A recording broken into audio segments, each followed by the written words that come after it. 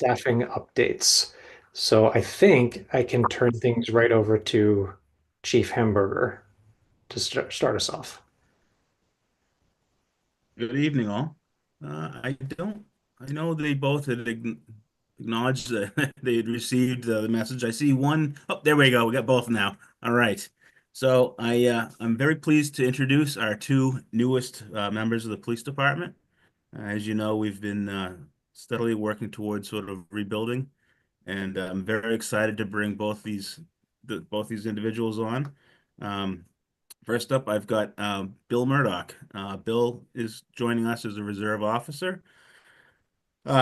He's currently serving and has served with WPI for about 10 years, the campus police, and he currently is a detective sergeant. And he's also served um, as a municipal reserve officer with the town of Ocam since 2012.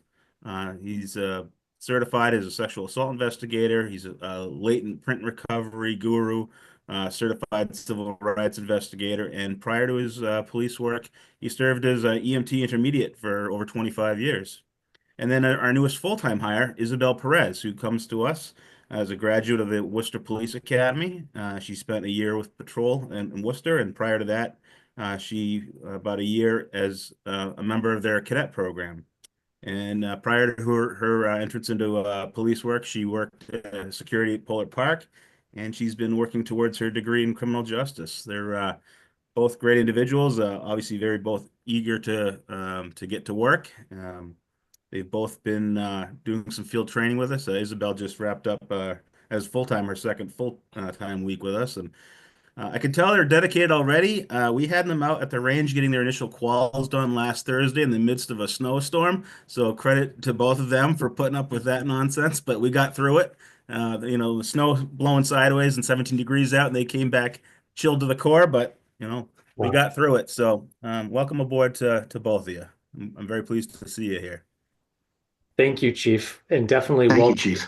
welcome to both of you. I don't know if you want to just take a few minutes to say hello to the community here, but on behalf of the entire select board, really appreciate both of you and your dedicated service to the town already.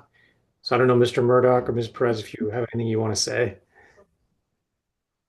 I would just like to say thank you for giving me the opportunity to serve the citizens of the town of Bolton. I'm really excited and I look forward to doing it. Awesome. We're so glad you're here. I just want to say thank you also.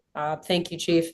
It's been a good few weeks. It's definitely new, definitely interesting compared to Worcester, but I really look forward to looking into a more community-based police department. That's kind of my drive towards the police side of work.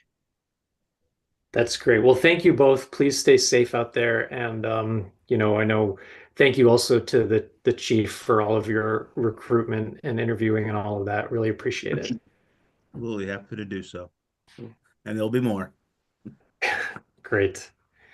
Any other comments from the board? No, just welcome. We greatly appreciate you joining and signing up with the town of Bolton. I think you'll find it's a great town. You probably have already discovered Luke's a great chief, so I think you guys made a good choice, and we appreciate it. Thank you very much. Yeah, and thank you to both of you. Welcome. I look forward to seeing you out in the community, especially with the spring weather coming and all of the community events we have. I know you both will be wonderful additions. Thank you both. All right. Thank you Thank all. you. Okay, and then for some more staffing updates, can I turn it back over to you, Marie?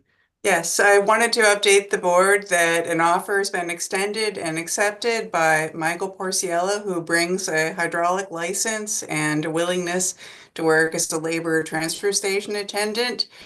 He will be starting on Tuesday, the 18th, and you'll be meeting him at the next board meeting. Great. That's great. Super. Thank you. Well, so far we are right on schedule, so I'm going to keep us moving right along. Enjoy it while it lasts, folks. All right. Yeah. Well, next up, we have an EMT program update from Marga Diaz and Ken Troop. Hi, thank you. So quickly, I just want to tell you, I have several members of the advisory board committee on with us. So we have Steph Hilliger, who is the liaison with the high school, Normando Diaz and Hank Stocky, who are year 2-3 instructors. And you guys all know Ken Troop, who has been with the Cadet Advisory Board for quite a while. And today, as a special addition, we have Willow Shire, who actually was one of the founding fathers of the cadet program just a few years ago. And she also has most recently been so gracious as to give us a donation so that we could purchase a cadet car, which was really, really needed. So we're very appreciative of her, and we are glad to work with her again. We have pulled her in multiple times over the years, so we keep kind of pulling her back. No, Ken, if there's anything you wanted to say about that. Whether she may want to make a comment, I guess what I would say is that this seems to give us, now that we're have a car so that the cadets can start responding to calls again, that this kind of opens up, how are we going to get these advanced, and allows us to do a little more work to enhance the program. And so we're all really excited about that. And that's very much because of Willow's donation and the interesting ideas that she's brought to us. Do you want to say anything, Will? I'm honored to be able to help. I think this is one of the best programs I have ever been involved with in my life, and I've done a lot of programs. But you have a jewel here, and anything I can do to support that and continue it. 37 years. That's an astonishing amount of time for this program to keep going. And as I've told Ken and Margie, I'm doing the easy part. This is easy. The hard part is running the program year after year after year, recruiting the kids, working with the school, working with the fire department, and working with the state of Massachusetts. That's all the hard part. This is the easy part. So I'm glad to help in my tiny little way. Well, it's not a tiny little way at all. It's really huge and tremendously beneficial to the community. So I'm sure everybody on the select board is going to want to say something by way of thanks to you for this No need. incredible support. But you know, I'll just say my own personal familiarity with the program, I think, really just scratches the surface. I know there's other people in this town that have been really involved in it, but it's an outstanding program. I had my own blood pressure taken by some of the cadet students before. Like it's really fantastic. So and also I just wanted to say thank you to those of you who prepared the 2025 status update regarding the cadet EMT program that was in our packets. I don't know if you wanted to just kind of give some of the highlights for the benefit of the public, either Ken or Margie. If we have time, that would be great. Yeah, Can we sure. do that, Margie? Yeah. So basically, as Willow stated, we have been running for 37 years. And in the last 37 years, we probably have trained well over 500 students.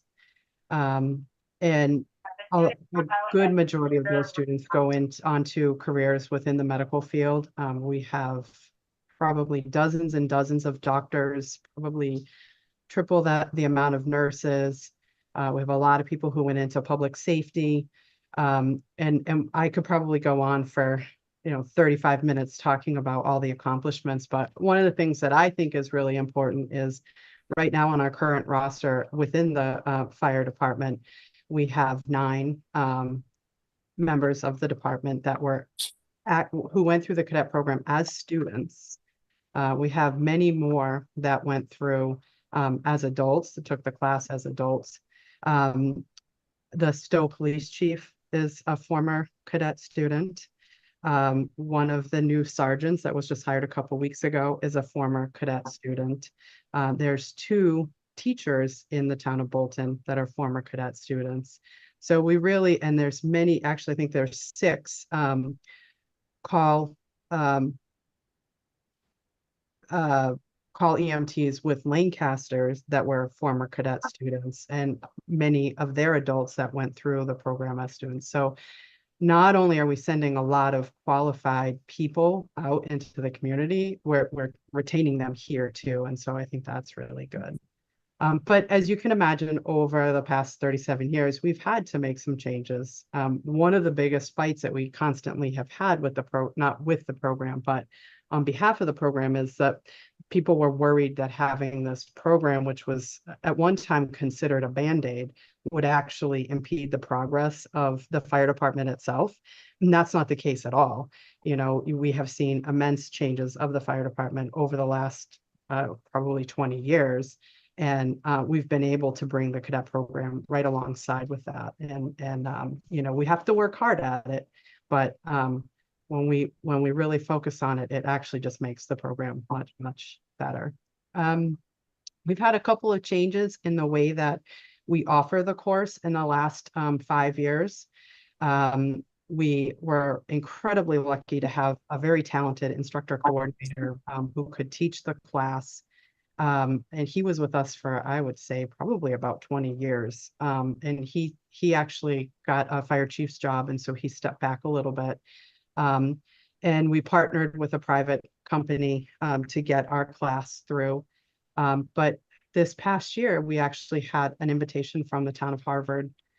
They actually have 2 instructor coordinators that opened up their own ATI, which our instructor coordinator has to be associated with an accredited training institute to get this class off the ground. So that is really, you know, was a really interesting proposition to us, and something that we felt was necessary to take advantage of. So we just keep changing, you know, and I think that's what makes the program so resilient. And none of us plan on giving up anytime soon. I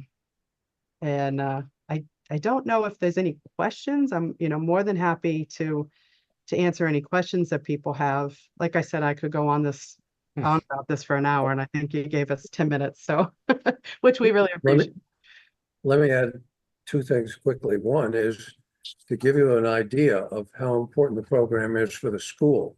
What they're doing in the new high school is building an EMT classroom that's going to have a simulated ambulance in it as part of the classroom. And what they were telling us is that they're actually going to set up that simulated ambulance to be not only exactly like the ones we have, but that all of the shelves and so forth are filled with the same things that are filled in the ambulance. And so in the classroom, that will give the students that practical experience. And that's part of the new high school, which is quite a statement. The other thing that we're looking at, and that was in that paper, is setting up a nonprofit corporation that can accept donations and then spend money in ways that perhaps the town cannot right now. And so we're going to be open as to what that's done and how it's done in terms of spending. But we think that having that behind the program as a support mechanism will help us to do even more than we've done up to this point. Thank you, Ken. Stan or Kate, any questions or comments? No, I mean I've actually been recently re-engaged with the advisory board, and been working with them over I guess about the last month or so. So you know, I'm pretty much fully up to speed on what's going on. And in fact, what I should have said was that the advisory board would recommend that you make Stan the liaison to the board. Right now, there is no specific liaison, but he's been invaluable in recent weeks. And so if you made him the liaison, then I think that would be an appropriate role. And that he could play with us. Mhm. I would just like to say, Ms. Shire, thank you so much for your donation. I think everybody here already knows, you may not. My daughter went through the cadet program. She went straight into UMass Boston for nursing. She graduated in May. She is a full-time ER nurse at Mount Auburn Hospital, saving lives every day. So we know the value of the program. My only complaint about the program, and I think you guys highlighted this in your update, is that you dramatically increase the confidence of these children in assuming adult roles. You've done it too well, as everybody who knows your daughter is aware. But the confidence she has in herself, I'm 100% certain, in the medical field anyway, really stemmed from her involvement with the EMT cadet program. So thank you. And those things are invaluable. Well, that's great. And this was a really wonderful update. Thanks for taking the time. And I would be totally comfortable just taking a brief vote to formally appoint Stan Wysocki as the liaison to the cadet EMT program, if somebody would make that motion. I will make a motion to appoint Stan Wysocki as liaison to the EMT cadet program. And I'll second that motion. And we'll do a roll call vote. Kate? Yes. Stan, are you willing? Of course. That's a yes, and I'm a yes as well. Okay, great. Well, thank you. We would love to hear more about the program, but as you know, we have a pretty hefty agenda this evening. But again, thank you, Ms. Shire and Ken and Margie, for everything you do for the town. Thank you. Thanks very much. Thanks, everybody. Bye. Have a We good enjoyed evening. it. Great. Okay, so next up, I know that we had a request for an event approval. I've been scrolling through. I don't know that we actually have anybody here to speak to that event approval request. Do we? I do. Yeah. I'm here for Vince LaRosa. Oh, okay. So you're here on behalf of Vince LaRosa, Danielle? I am, yes. Okay. Then I'll turn it over to you. Just briefly introduce yourself and remind us what the request is. Good evening, everybody. I'm Danielle Bradbury. Most of you probably know me as the president of Bolton Soccer. Recently took on sponsorship chair for baseball as well. So working hand in hand with Vince on events for sponsorship and for community. We are combining together again this year. We started last year, so soccer and baseball combined for the Neshoba Parade. It starts right behind or right next to Emerson School on Mechanic Street, goes down Mechanic Street, takes a left onto 117, and then takes a left on Wet Aquatic, and then makes its way into the Memorial Field for a big day of events. We have food trucks, we have blow up bouncy houses for all the kids.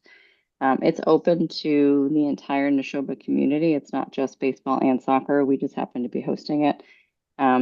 And then the afternoon and into the evening are followed by baseball and softball games. So it's kind of the opening day for the spring season for all the spring sports. Great. And it's scheduled, or the proposed date is Saturday, May 3rd. Correct, yeah. Okay. So just when we look through our packets, we typically look for police approval and also an insurance certificate. And at least as of today, I don't think we had actually gotten either of those. Do you have an update on those items? Yeah, so we are getting the insurance certificates. When we did this last year, Bolton Police wanted the select board's approval before they actually gave us the approval for their detail.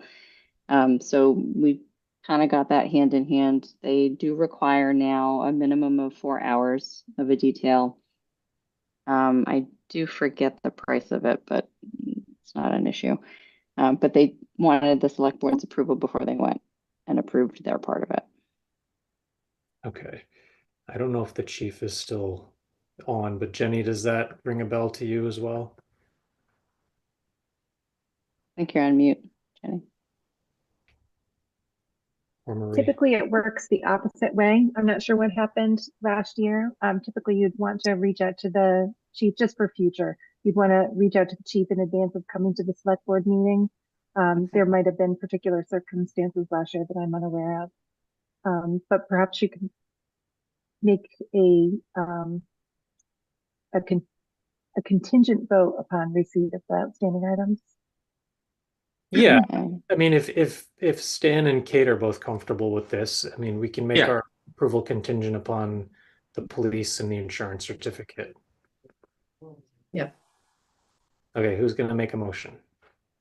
I will make a motion to approve the request from Bolton Youth Baseball and Softball to hold their annual parade on May 3rd, 2025, subject to receipt of police approval and their insurance certificate. I'll second that. Okay, roll call. Stan, Yes. Kate, Yes. and I'm a yes as well. Thanks, Danielle, for coming tonight to tee that up. Thank you. I Okay, appreciate it. Have a good night. you too. Good night now. Good night.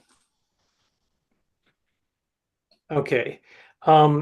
The next item on our agenda is we're actually going to have a hearing regarding a complaint related to a dog. So I'm going to open the hearing, and you'll have to bear with us. There's a lot of formality that goes along with these hearings. So it being Thursday, February 13th, 2025 at 7:22 p.m. pursuant to the provisions of General Laws, Chapter 140, Section 157, and the town bylaws, I am opening a public hearing concerning a possible violation of General Laws, Chapter 140, and Section 110 of the town bylaws regarding an American bulldog named Moose, owned by Bennett McGregor at 49 Berlin Road in Bolton, Massachusetts. Mr. McGregor was notified of this hearing by delivery of a notice on January 30th, 2025, and that notice shall be made part of the record. And just so everybody's on the same page, this hearing will be conducted in 5 phases. First, we will hear from the town's animal control officer as to the basis of the alleged violation.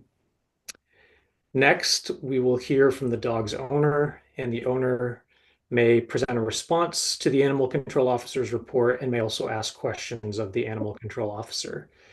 In the third phase, we will entertain testimony from any other witnesses with respect to the alleged violation. Fourth, the board will have an opportunity to ask questions with respect to the alleged violation. And then fifth and finally, the board will then deliberate and consider whether to either continue this hearing or to render a decision. And just all testimony and questions should be addressed to me as the chair. And then all testimony at this hearing will be under oath under the penalties of perjury. So those are the ground rules. And at this point, I would like to swear in witnesses. And so would anyone who plans to testify at this hearing, please raise your right hand and stand if you're able. So anybody who plans to testify, including the dog's owner. Sorry, I'm just going to change my view for a second so I can also see. Great. Please raise your right hand. And do you swear to tell the truth, the whole truth, and nothing but the truth? So help you God. I'm going to call on you by name and just answer. Is it Lisa Parody? Can you unmute? Paradis. Thank Paradis? And yes, you do swear to tell the truth, the whole truth, and you. I nothing do. but the truth? Yes. Great, thank you. Next up, Phyllis Tower. I do. Peter Light. Yes, I do. Matthew Lorraine. Oh, we couldn't hear you, just so you know, Mr. Lorraine.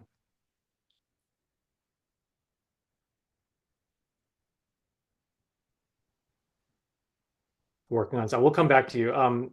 Mr. McGregor. I do. Sarah, can you state your full name for the record and unmute yourself? Hi, Sarah Collins, and I do. Okay. And going back, I think everybody else has been sworn in, so you can put your hands down, but back to you, Mr. Lorraine, can we hear you? Okay. Well, you can keep working on sound for now, and if so, I'll swear you in a little bit later. At this point, I would ask for our animal control officer, Phyllis Tower, to please come forward and present the complaint concerning the alleged violations. Okay, I have a statement here to try to give you an idea of issues I've had between the two households. The first encounter I had with 49 and 57 Berlin Road was back on August 27, 2021. I was contacted by the dispatch, Neshoba Valley Regional Dispatch, stating that there was a loose dog. The dog was later determined to belong to the lights. Licensing is due annually by March 31st. The dog was found not on my license list while I was trying to figure out where the dog belonged because the dog had recently been licensed in June. So it was licensed, but my list wasn't current enough. We usually get a list earlier in the year when after the due date, and this one was done a little bit later, but it was completed. The dog was returned in the next couple of hours. Then the more recent incidents between the two neighbors. The first one was September 4th of 2021. I was notifying that a foxhound terrier mix named Moose, who at the time was 1 year, 10 months old. He's owned by Bennett McGregor, who lives at 49 Berlin Road. I was notified that he had injured a border collie named Nora. Nora lives next door at number 57 Berlin Road and is owned by the Lights. When there's a break in the skin, by tooth or by claw, the dog who caused the break is quarantined for 10 days per Massachusetts Department of Agriculture Resources Rabies Division. At this time, I was told, when I quarantined the dog, I was told that the Lights dog in the past had been on the McGregor's property and the dogs had fought. This probably started the whole series of events after this. The dogs do not seem to get along anymore. Mr. McGregor stated he did not report it as he feels these things just happen, dog fights happen. When Moose was released from quarantine, I asked Mr. McGregor what he planned on doing to prevent his dog from getting off of his property. His response was that he had already ordered an electric fence. I discussed with him that that would take training and was not guaranteed. It was not because it was not a physical barrier. I suggested being outside with his dogs while in the electric fence to help ensure that his dogs stay on his property. We also discussed that the town did not have his dogs licensed. This was done right after he was informed to do that. I checked the Lights dogs registration and found that they had also been licensed and it was done on July 29th of 2024. The next incident happened on September 21st, 2024. I was informed of another set of injuries to both Moose and Kylo. Kylo is a Lab Retriever mix that is owned by the Lights. Both dogs were quarantined because they injured each other. When I released the dog from quarantine, I discussed with Mr. McGregor that the electric fence did not contain Moose and again asked what his plan was to contain the dog. I was informed that he already ordered a training shock collar for the dog. The most recent one was on January 26, 2025. I was notified that a dog owned by the Lights named Luna is licensed as a King Charles Cavalier mix, was injured by Moose. I contacted Mr. McGregor and asked how the incident had happened. He stated that he was in his chicken coop at the time, heard the Lights dogs barking, and when he came out of the chicken coop and saw Moose circling the neighbor's dogs, but he did not see any contact between the two of them. The veterinarian facility that the dog was taken to confirmed that there were breaks in the skin, so Moose was again quarantined. I didn't ask him what he plans on doing from here to keep the dog in the yard because we have this hearing scheduled already. Okay. Thank you for that. I just wanted to clarify one thing, Ms. Tower. I think in your testimony, you may have inadvertently said September 4th, 2021. I think you meant September 4th, 2024. Is that right? Correct. I'm sorry. The 2021 was August 27, 2021, when the Lights dog had gotten out of their yard and was off property. Okay. And uh, Stan or Kate, do you have any initial questions for Phyllis regarding her report? No, I don't. I had a question for the September 21st incident, where there were two dogs that were injured.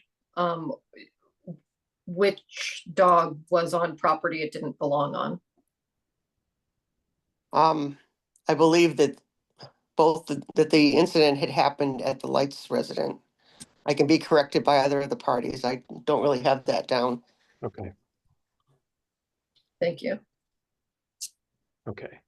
If you wouldn't mind, obviously, Ms. Tower, just staying on because we may have some other questions. Absolutely. But at this point, I would like to invite the owner, Bennett McGregor, to come forward with any response to the complaint.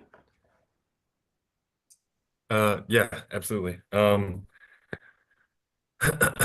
kind of have an extensive statement written out, so I'll just read from that and feel like that should address everything. Good evening. My name is Bennett McGregor. I've recognized that this is a serious matter, and I take my responsibilities as a dog owner very seriously. I've been living alone at my dad's house on 49 Berlin Road following his passing last Christmas Eve and watching over his property and belongings as I've also navigated the probate process as the executor of his estate. This has included, among a myriad of other things, 3 dogs that have been left solely in my care. I recognize this hearing must remain fact-based and focus on the full context of the situation, including the shared role of the Lights and the events that preceded the incidents in question. One of the most critical events to provide context and the background for the situation is the initial attack that set the stage for all subsequent incidents. Before any altercation on their property, their dog, I believe the name was Kylo. I believe he's a blue heeler mix. He's a larger dog.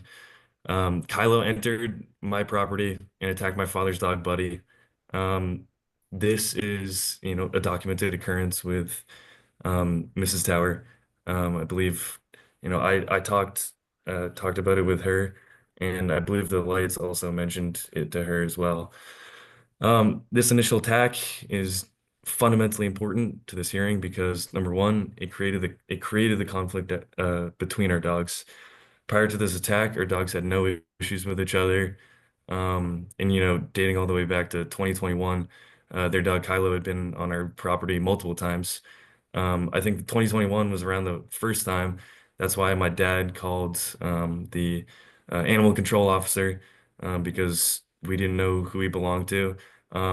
After that, there's a bunch of undocumented instances of him coming back onto our property, but there was no cause for concern because there was no issues. At that time, we had a dog, a smaller dog named Ellie. There's no issues between the dogs. This incident, this initial attack, changed the relationship dynamic, leading to the current hostility between the dogs.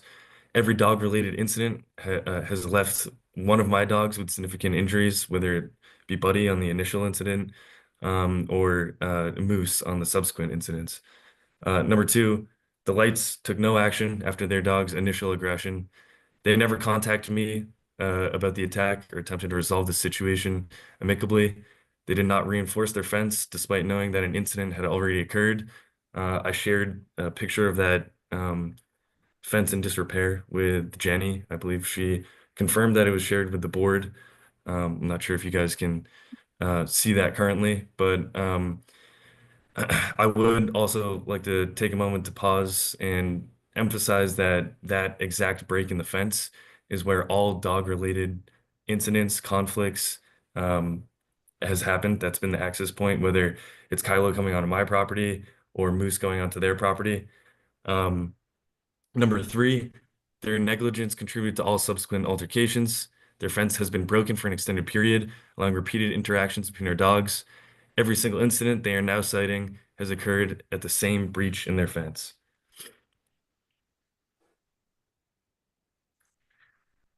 To ensure that the board receives a well-rounded, fact-based understanding of the situation, I've made sure that several key individuals who have firsthand knowledge of Moose's temperament and the ongoing issues between our properties are present at this hearing. The first being Matt Lorraine. Hopefully he can get his audio working. Matt is a close friend of mine. He spent lots of time at my house over the past year, as I've been dealing with this family issue. It's been especially hard, and he's been a good friend. Matt has personally observed the Lights dogs rushing to the broken section of their fence, barking and snapping aggressively toward my dogs whenever they are let outside. Keep in mind, this continues following the initial attack on my property. He can confirm that this is a repeated pattern of behavior, not a one-time occurrence. His testimony is important because it establishes Moose is not an unprovoked aggressor, but responding to repeated provocation. Number two is Sarah Collins. Sarah is an exceptionally experienced professional who works with dogs for a living. I will let her speak more to her qualifications, but I would say, in my personal opinion, if there is a dog expert, she's the closest thing to that in this situation.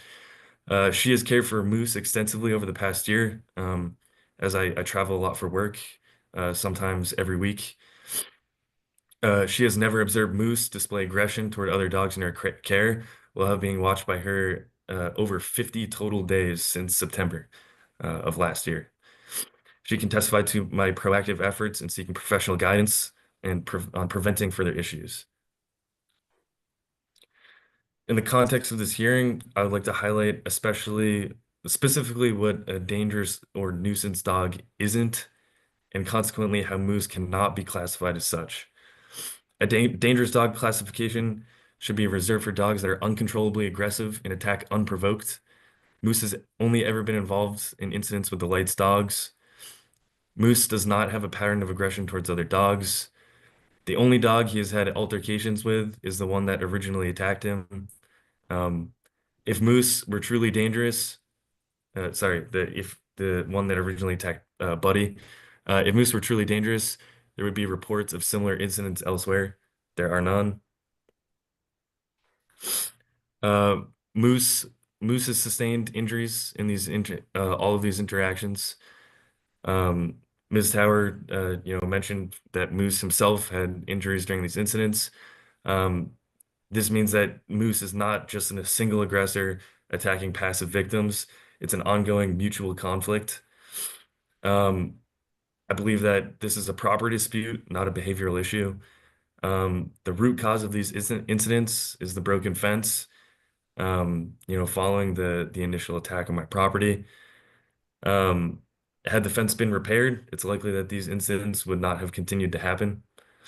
And a property maintenance issue should not result in permanent dangerous dog classification. Okay. I have a little Sorry, bit, go ahead. if that's okay.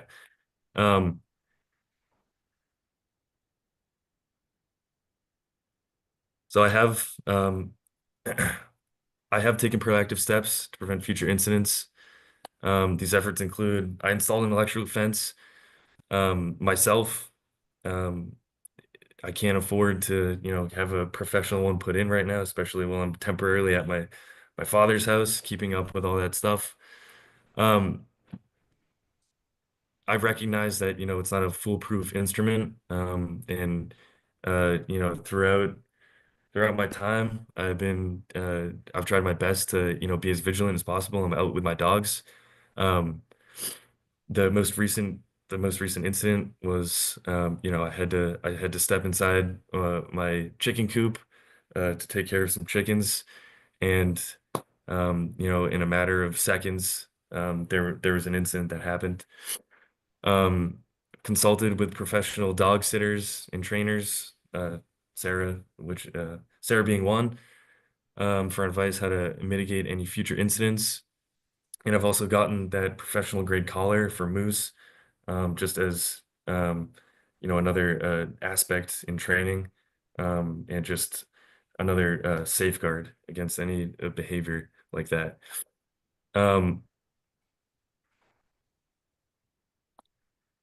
Beginning with the initial attack of their dog on my property, and throughout this situation, the lights have not made any attempt to communicate with me directly to resolve this amicably as neighbors. I will note that the lights are fully aware of my personal circumstances. I'll reiterate again, I'm a 25-year-old managing my late father's estate, dogs, 3 dogs, property, bills, etc. Following his passing last Christmas Eve, this has placed significant financial and emotional burdens on me. Despite these challenges, I have tried my best to remain proactive and responsible as a dog owner and a neighbor. That being said, those who know me can attest that the well-being of both my dogs and any dog is a very important part of who I am. Though they have been a handful, my dogs, they have been an integral part in my mental and emotional health following my dad's death. Rather than an unnecessary and permanent designation that will have an ongoing effect on Moose's well-being for the rest of his life, I propose both parties recognize a mutual understanding that this is a shared responsibility, not a one-sided issue, and as a result, both parties commit to additional efforts to ensure there's no dog-related disputes in the future. Mr. McGregor, did that conclude your prepared remarks? I respectfully request that the board dismiss this complaint or provide an alternative solution without unfounded permanent consequences, and that's it. Okay. I know you have a couple of folks that you've brought with you as witnesses, and we obviously haven't heard from the lights yet either, but I do want to take a moment here to just maybe ask some clarifying questions of you, and would invite the other members of the board to do that as well. But the first was just wanting to make sure I was clear on the timeline.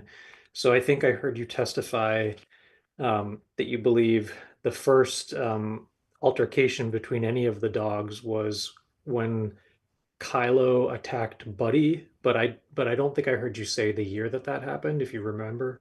That was last year, 2024, in the fall. Just before that September 5th incident, I believe, or 4th. Okay, and that attack happened on whose property? The second one. No. When Kylo attacked Buddy. That was my property. Kylo was on my property and Okay. attacked Buddy, or my dad. And then there were, I believe, 2 or 3 other incidents. And did all of those involve Moose going onto the Lights property? I didn't witness I guess the third one, but the last one, Moose was on their property. That is correct. And that's when I was inside my chicken coop and yeah, was just turned around. Yeah. Okay. Kate or Stan? I think my understanding is that the 3 incidents that were documented on the 5th of September, the 21st of September, and January 6th of this year, January 26th of this year, my understanding, and Phyllis, correct me if I'm wrong, it was Moose on the Lights property. Is that correct? That's what I have down, yes. Okay. I don't have any questions. Okay. I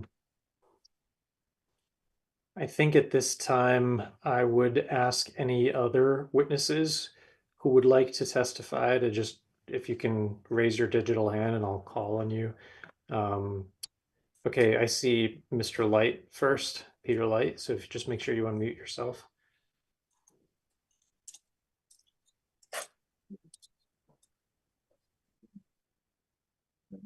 First, I just want to say thank you all. I will also, say, first I'd like to take the temperature of the whole thing down, because my goal is to try and resolve this in the least restrictive way possible. I'm not seeking extraordinary punitive measures or anything like that. We have lived next to the McGregors for 6 years, never had a problem.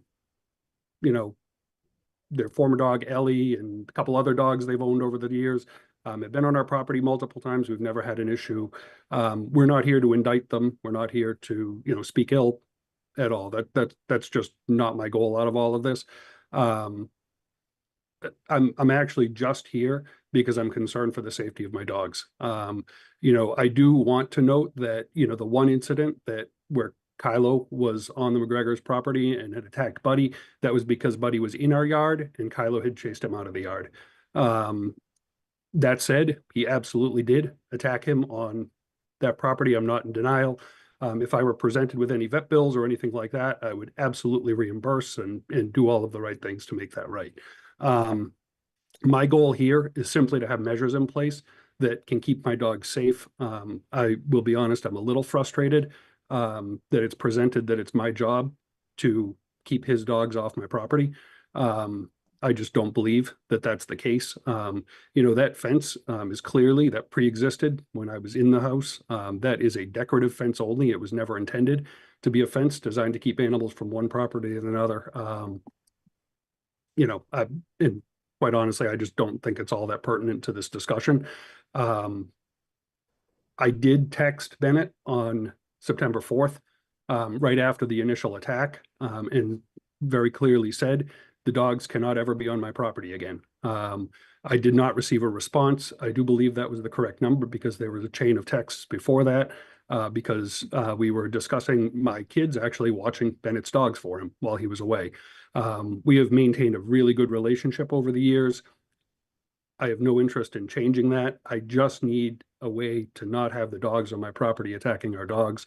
That's my only goal out of this. I don't want my dogs hurt, and quite honestly, I don't want to have to keep paying thousands of dollars in vet bills after these incidents.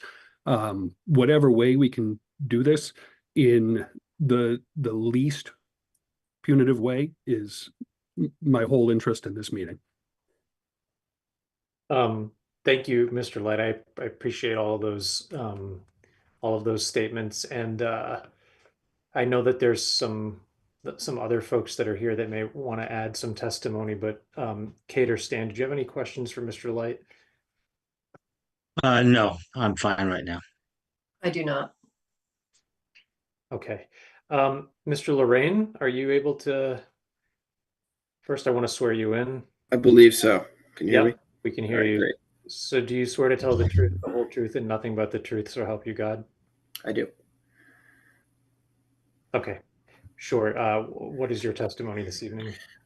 So as Bennett stated earlier, he travels a lot for work. I've been friends with Bennett for about 5 years now.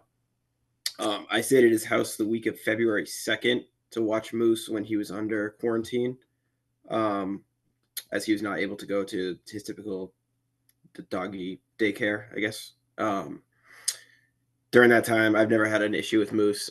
He's never been anything but friendly to me. I cared for him that entire week. During that week, I had him out on a leash anytime he went outside before and after I went to work. I can speak to understanding that the fence may be deemed decorative. It still would sufficiently do the job. I mean, it's a 3 or 4 foot high fence that runs the entire length of the property boundary between the dividing boundary between the two houses. And I did observe during that week, the Lights dogs, when they're let outside, 2 of them pretty much immediately bolt to the property boundary.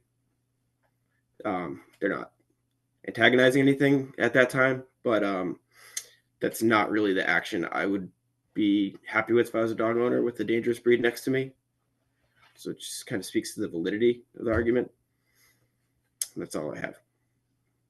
Okay. Thank you. Any questions, Kate or Stan? Nope, not me. Okay.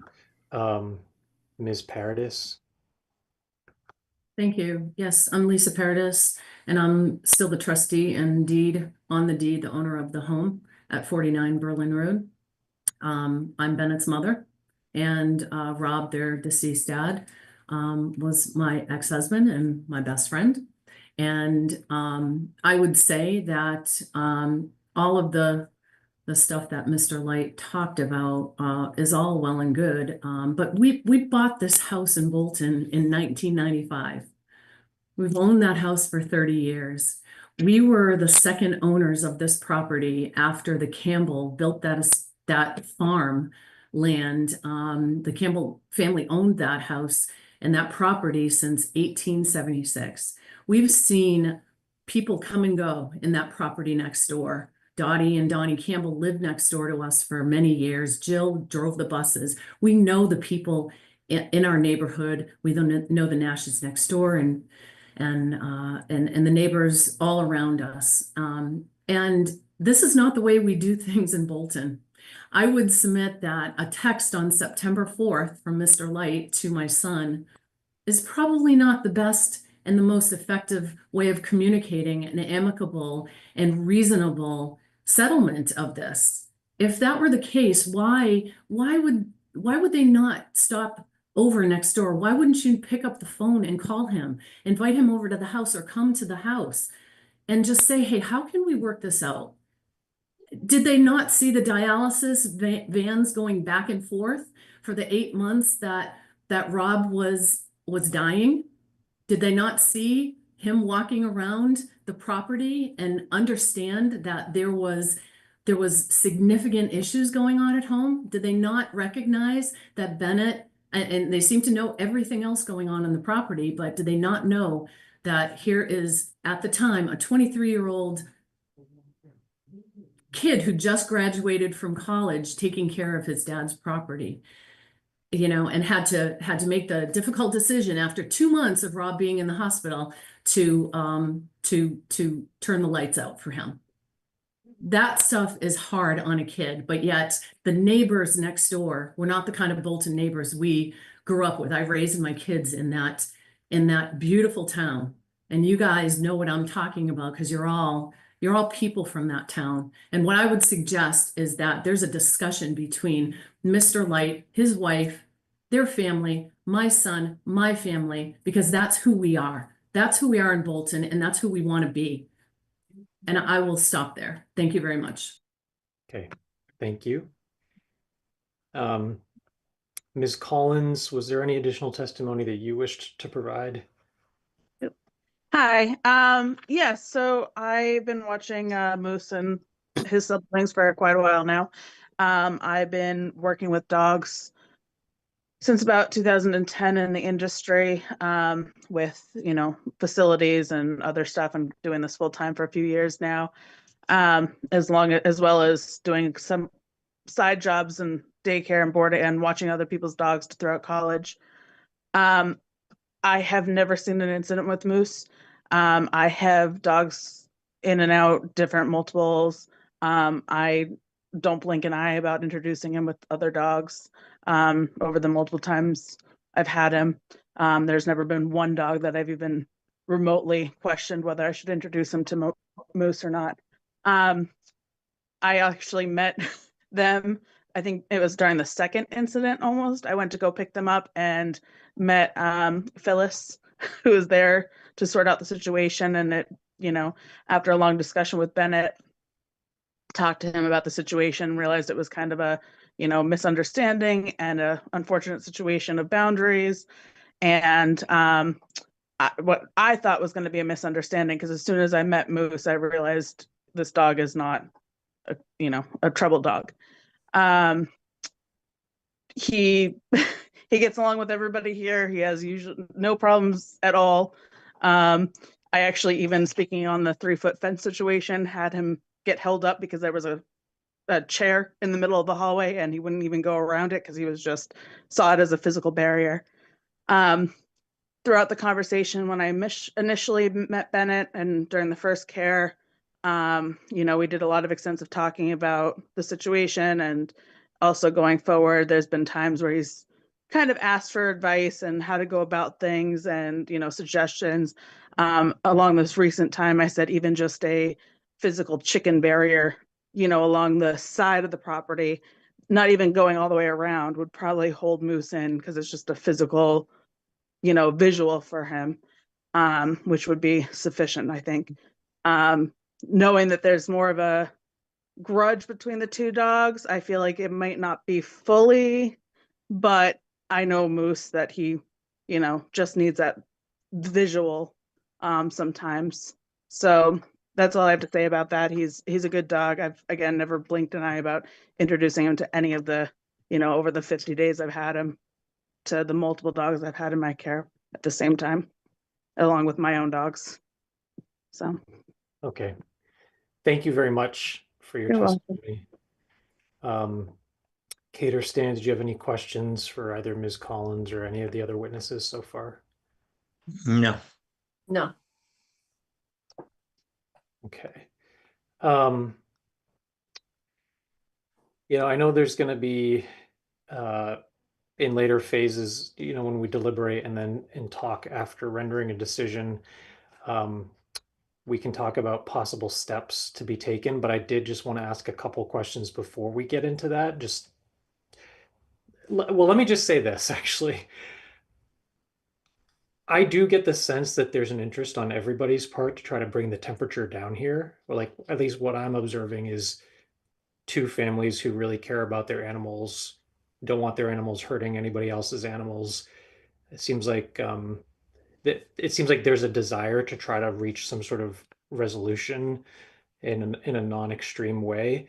But I guess I do have a question, because this issue of the barrier, the fence on the Lights property keeps being brought up, and I guess I would just say that I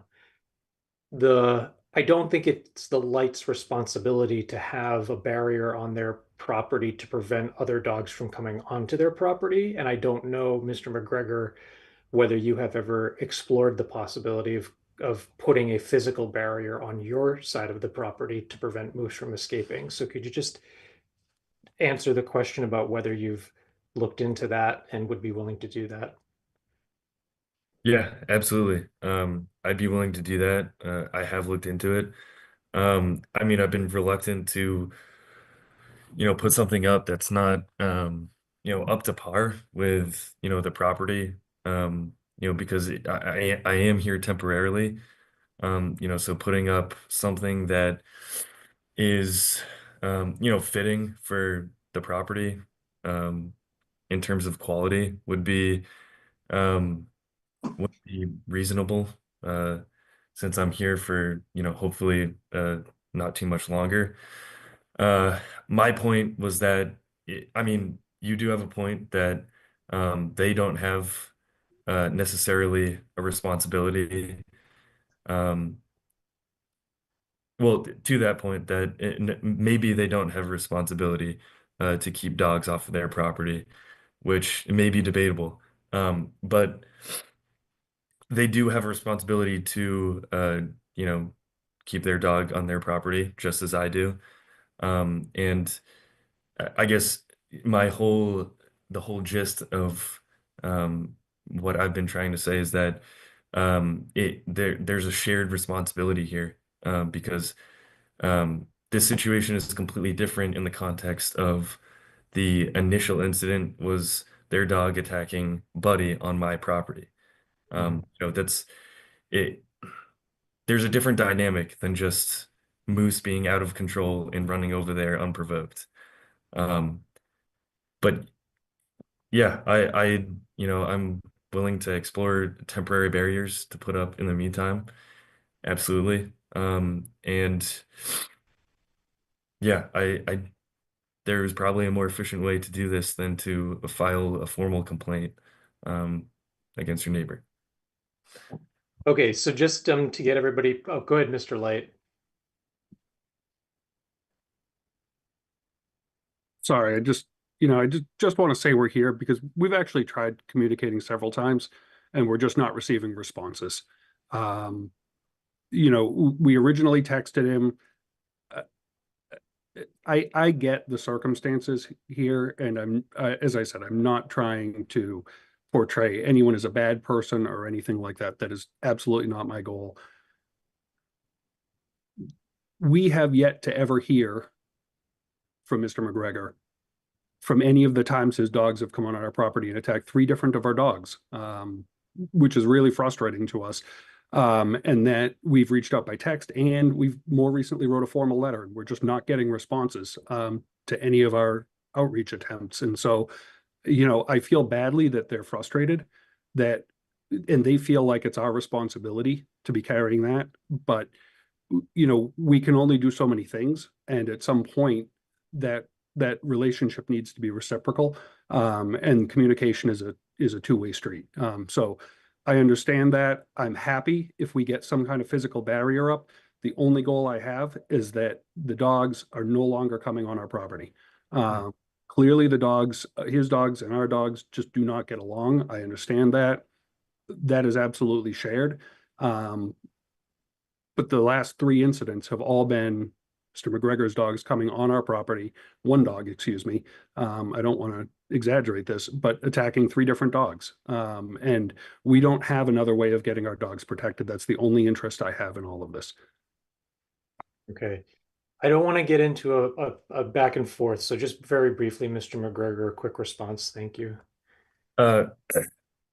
Yeah, I mean, I would just like to highlight that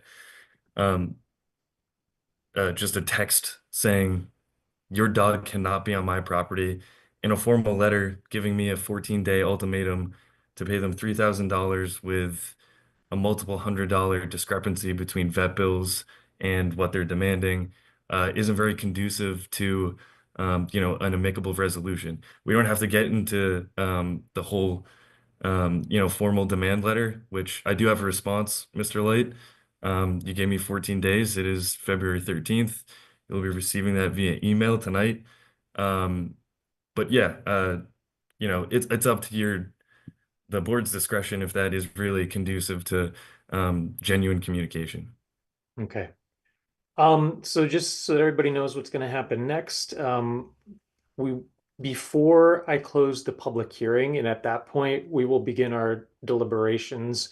I would like to just hear from the animal control officer as to whether she has a recommendation, not on any, not at this point on any remedial measures, but simply on the finding of a nuisance or dangerous dog.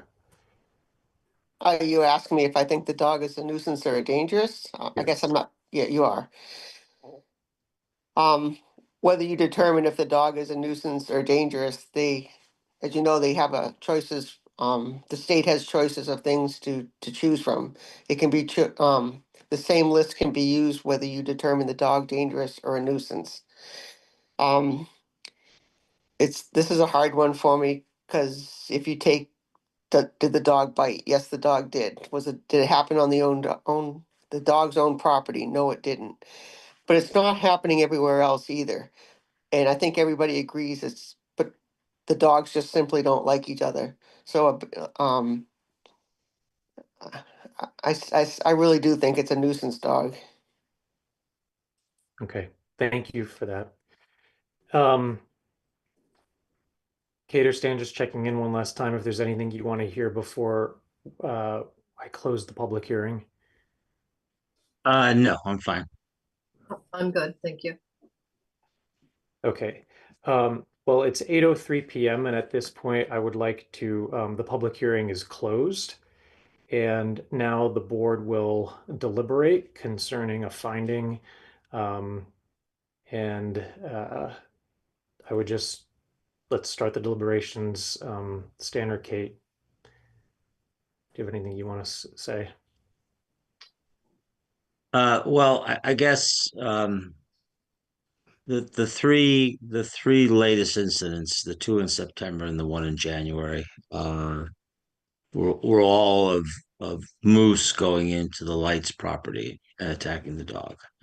And while I sympathize with Mr. McGregor and his situation and circumstances, he can't be blaming the fact that there's a hole in the Lights fence as the reason, the cause that this incident. I don't buy that. So obviously we do have a problem here. Perhaps not all avenues have been investigated to deal with, but I think on both sides, you're supposed to have control of your dog. and whether the Lights dogs are going on the McGregor's property or vice versa, both families need to have control of their dogs at all times. And I know Mr. McGregor has taken some steps, but apparently I don't know whether apparently that's has not been sufficient. Um, so I'm not sure that we're at the point of it being a dangerous dog, but I perhaps there's some negligence on the part of the owners to deal with the situation.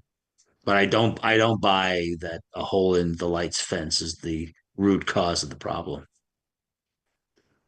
Okay, thank you. Kate? Yeah, my inclination at this point is, I wouldn't be inclined to find Moose to be a dangerous dog. I do think this is a nuisance situation. I think there's very easily fashioned remedies that frankly I think should have been undertaken already in terms of Mr. McGregor putting up some kind of fencing. You can go to Tractor Supply and buy a couple of rolls of wire and some T-posts. That's the fence I have in my backyard for my dogs. It's easy to self-install. It's easy to remove. And it certainly solves the problem because I do believe that the problem is a result of Mr. McGregor not having control of his dogs. So that would be my inclination. Okay. Phyllis, thank you so much for being here because I actually had a couple questions relevant to my deliberations. So when I was reading through the statute, it appears that if the public authority deems a dog to be a nuisance dog, there's different remedial actions that we can require, but we actually have more flexibility in that than if we were to determine that the dog is dangerous, because in that case, I think there are certain things that have to be done. Is that correct? It was my understanding that there's one list one list that can be used if the dog is dangerous, and the same list can be used if the dog is a nuisance. It's just a matter of, you don't have to choose everything or all of it. You can choose what works for this particular situation. Okay.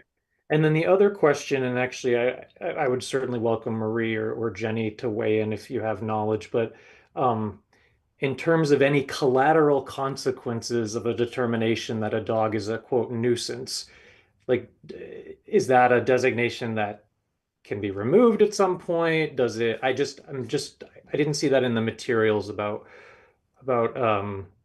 what those other consequences might be. In my experience, there isn't a consequence per se on the municipal side. There may be some implications for homeowners insurance. Okay.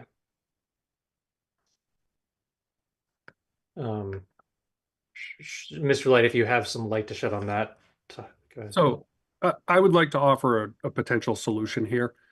If we can just get a commitment that some kind of a physical barrier is going to go up and Moose isn't just going to be let out in the yard, without that, I am willing to suspend this petition and try and give some time to just get something up. As I said, my goal here is to get out of this in the least punitive way possible. We didn't see another recourse because we weren't seeing anything change. But if as I hear, I think Mr. McGregor said he'd be willing to explore something. If that happens, we're certainly willing to suspend this. I'm delighted to hear that, Mr. Light. One of the questions I had asked in advance of this was whether if one of the options we have is to sort of dismiss or suspend the complaint without prejudice to it being brought again if these steps aren't taken. So just speaking to the other board members, I would be okay with that sort of solution if Mr. Light is open to it, suspending the complaint, giving a period for the two of them to work together on a solution. And then, of course, if that doesn't happen, then we might have to hear this again. We could go through it much more quickly because we're all familiar with the facts now, but I'm optimistic that these parties can try to work this through. I guess my only concern would be, I guess I would want to hear an agreement that Moose is going to be leashed until any kind of barrier goes up, just to avoid any sort of issues in the interim. Stan, anything that you would want to add? No, I think that's a very good suggestion, and I'm certainly amenable to whether we suspend this or continue this or circle back at some other date. I think there certainly are a number of things that can be done before we sort of render some decision as to whether the dog is dangerous or not. I don't think we've gotten that far yet. Okay.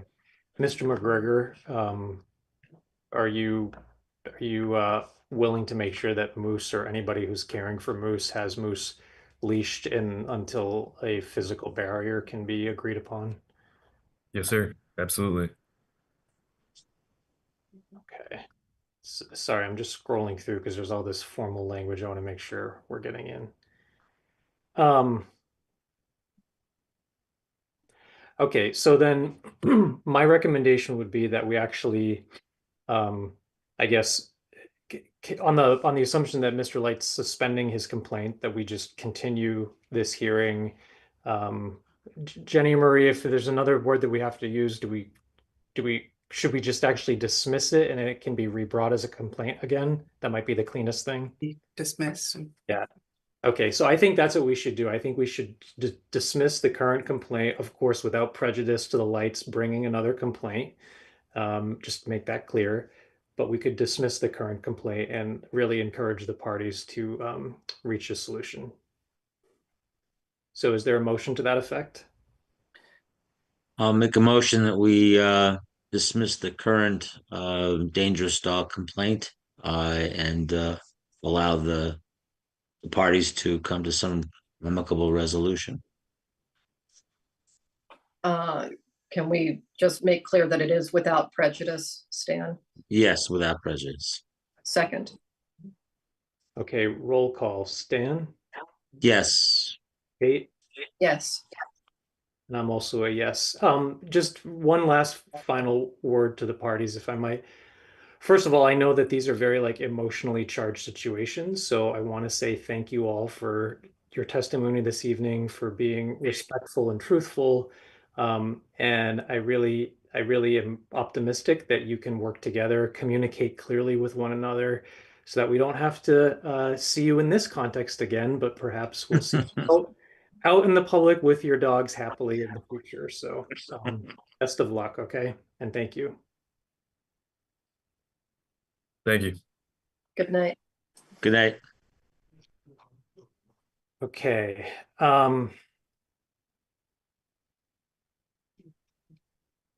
Next up, we have our town planner, Pam Harding. Hello. Hi, Pam. Got to really switch gears here. Huh? Yeah, a big change in train of thought for sure. Oh, okay. So thank you for being here tonight. Sorry, we're about 13 minutes late, but No we would problem. love for you to do a preliminary review of articles for the upcoming annual town meeting. Sure, thanks for having me. I think the intent for tonight is just for me to provide a brief summary of the articles, and then I'll be back on your next meeting on the 27th with the planning board member to answer questions and review things in greater detail. Just for your information, the full text of the bylaws are available for public review on the planning board website. There's a green icon on the left-hand side of the screen that says 2025 zoning proposals. So I'll just go over their 7 articles that the planning board's petitioning to be heard at the annual town meeting. The first is accessory dwelling unit changes. The town of Bolton's been very proactive and it has an accessory apartment bylaw in place. But as you may have heard, the state's enacted requirements for communities to allow accessory dwelling units. So it has required some amendments to our existing bylaw to comply with those regulations. We've created definitions that will allow what we have in place, but also adhere to the state guidelines.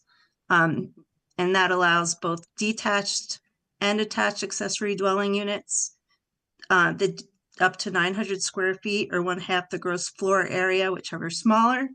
And then we have different definitions to allow things that satisfy the size that which have currently been historically permitted in the town of Bolton. And that's up to 1,200 square feet for detached and up to 1/3 the gross floor one-third the gross floor area of the single family home for attached. Okay, I know there's a lot of, just really quickly, basically this is just getting us to comply with the minimums that required under the new mass law, but we may have like different or more generous bylaws. Yeah. Yes, thank you. So the state, it makes it mandatory to allow by right up to 900 square feet or 1/2 the gross floor area of the single family home for accessory dwelling unit. So we have to mimic that definition, but we wanted to continue allowing the sizes that historically been permitted. Okay. So we created separate definitions for everything in excess of that. Got it. Thank you. And just a simple one for placeholder 2, our scenic road bylaw has some incorrect names for town roads, so we're just correcting those. There are 3 names that are included in the zoning bylaw incorrectly, so that's a pretty simple one. Pam, The can next, I just ask a question? sure. The scenic road bylaw, which is, removal of stone walls or trees in the town right away, why can't we just apply it to every street in the town of Bolton? I mean, scenic beauty is possibly subjective. Why are we not expanding it to, any road in the town of Bolton? If a developer wants to disturb stone wall or cut down trees in the town's right of way, that there should be a hearing. If we're not including all the streets, I mean, there are some streets who might argue, people who live on them argue that they're beautiful and scenic. Yeah, there are mandatory hearings for all removal of all trees in the town, but the scenic ways require a joint public hearing with the planning board and tree warden. What I'm saying is why are we limiting it to a subset of the streets in town? Why don't we just do it for every street in town, so everyone has the same potential protection? I can't speak as to how the streets were selected. There are certain rural roads which have been determined more scenic due to their scenic views and that were incorporated into the bylaws. I don't think at the time it was found necessary to include every road, things on 117, etc. So it's been practiced just to have the tree warden do the hearings for streets that are not deemed scenic. Okay, well, like I said, it would seem to be that provide equality to every street in town. We can look into that. Okay. Okay. Thank you. And then placeholder 3. The floodplain district. FEMA's come out with some new maps and required model language that they're mandating all communities to adopt into our bylaw. So we have an existing floodplain district bylaw, and these amendments are just to comply with FEMA's regulations. They include reference to the new maps and designation of the floodplain administrator. Okay. And some definitions that are brought up to date. Placeholder 5 is for the sign bylaw. Our sign bylaw is pretty vague, so I provided more detail and allowed for signs that satisfy the bylaw to be granted a sign permit after review by the building inspector for determination of compliance. And then anyone who wants to apply for A waiver from the from the proposed requirements would appear before the select board at a hearing to request those waivers. And just really briefly, Pam, I know that you'll have well, I guess we have to authorize a public hearing on all of these, but in the warrant, you'll have the existing bylaw language with the edits that show what the changes would be, right? That's what we always do. Some of these are replaced in full just because the changes were significant. So for the sign bylaw, we are proposing to delete what's in place and replace it with the new proposal. Placeholder 5s for a simple site plan amendment. This one will be a red line document showing what's changed. We simply, the select board have historically taken site plan applications and referred to them to the planning board for jurisdiction. So to create a concurrent hearing with the special permit and site plan and just eliminate that step, we're proposing to grant the planning board jurisdiction over the site plan review process. And that'll eliminate 2 separate applications for the same project. And also will shorten the time frame that it takes to get the public hearing scheduled. Okay. There's a placeholder 6 is for the chain amendments to the Fosford bylaw. We've had great success with preserving open space through our cluster. It's sort of a clustered type of development. And we are proposing to increase the open space requirements and go through a 4-step design process, which takes into account more existing conditions of each property. So it'll take a closer look at soil conditions and topography and create a more comprehensive look at the project and ensure that valuable open space is protected and the more suitable soils are utilized for development. Okay. Placeholder 7 is for a cottage district overlay. It's similar to the cluster development, but it's promoting smaller housing styles at a greater density. So it still requires 50% of the property be preserved and is proposing density to comply with Title V at a density of 10,000 square feet per bedroom. And a maximum square footage for each single family home of 1,850 square feet. Okay. So those are the 7 bylaws proposed. We are expecting the board to also receive a street acceptance petition for the Goose Pond Path subdivision that's referred to as Tadmore subdivision when it was permitted. And I'm also requesting that you refer these proposed 7 bylaws to the planning board to conduct a public hearing to receive public input and go through the process that's required to be placed on the warrant. Okay, so just with respect to that vote, we would include the 7 placeholders. Do we also need to include the likely street acceptance? You will when you receive it. So we haven't officially received the petition yet. So once that's received, you'll have to forward that to planning board just for recommendation. You'll have to put it on your agenda to schedule a hearing with intent to lay out the way and then have a public hearing to actually lay out the street. Okay, but for tonight, all we're doing is referring the placeholder articles to the planning board for public hearing on those. Yes. Okay.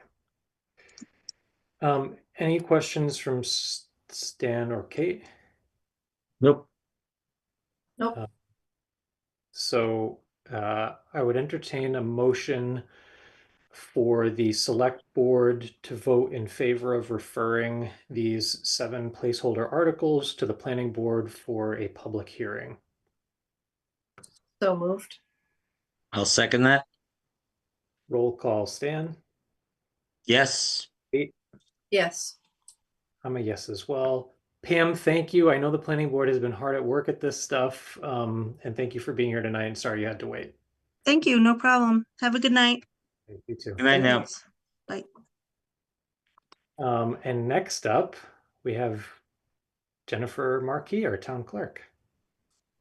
Oh, you're muted.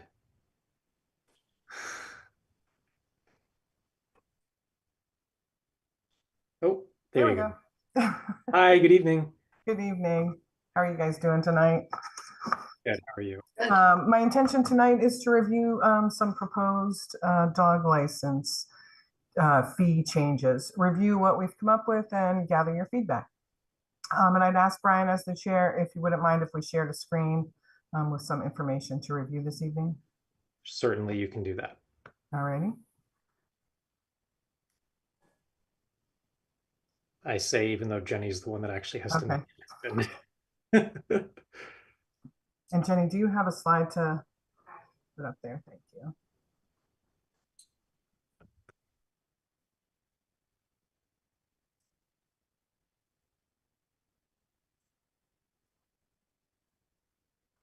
Thanks, Jenny. Okay, so what you have in front of you is just a brief assessment of our dog licensing fees. So currently in town, we have approximately 1,100 dogs that we licensed last year. We license currently at a rate of $10 for a dog that's been fixed or $15 for an intact dog. We do have a bylaw that a late fee of $25 is imposed on May 1st. And then a failure to license fee is assessed on June 1st of $50. And that is the vehicle really that gets you into Clinton District Court for failure to license. So we've taken a look at, our costs associated with licensing dogs, including our software, the time that we spend, et cetera, and done a comparison from, I'd say 8, maybe 9 of our neighboring communities. And where we land in terms of the comparable fees, we're on the low side. We're not the lowest, but we're in the low half, maybe even the low third. And as we've looked at the work that we do and the software expense that we have, et cetera, we've come up with the proposal that's in front of you. That we move our dog licensing fees to $15 for a fixed dog, $20 for an intact dog. And one thing that I did not put here, and I should have, is with an effective date of April 1st. Our licensing period runs through 3/31. So if people get licensed within the correct period this year, they would receive the current fee of $10 or $15. Once that licensing period ends, we would propose an effective date of 4/1 for a new fee structure. Additionally, we would look to submit a bylaw change for the town meeting to change our $25 late fee to $50 and our June 1st failure to license fee to $100. And I think it's important to note there that we have, I think, some changes to make ourselves. We do a fair amount of work tracking down information, making phone calls, mailing letters, calling veterinarians to try to keep people out of court and track down everything needed to license the dog. And we would look to pull back on that work to a simple single or maybe even 2 communications to a dog owner outside of our already normal communication. And if the licensee is not able to act in a reasonable period of time, they would then go on to Clinton District Court. So we'd be making some changes in our office as well to reduce the amount of time that we spend to track folks down, in addition to the proposed fees that are in front of you. So with that, I guess I just ask for your feedback or if you have any questions for me. Thank you so much. I had just a quick question about the method of communication. I know it's possible to license your dog, do virtually all of it online. Correct. Are the communications going out via hard copy mail or email or both? The communications are in the census. There's a communication to license your dog. Everything goes out via Viewpoint, which is in email. Where we have some people who don't license that way, they get a letter.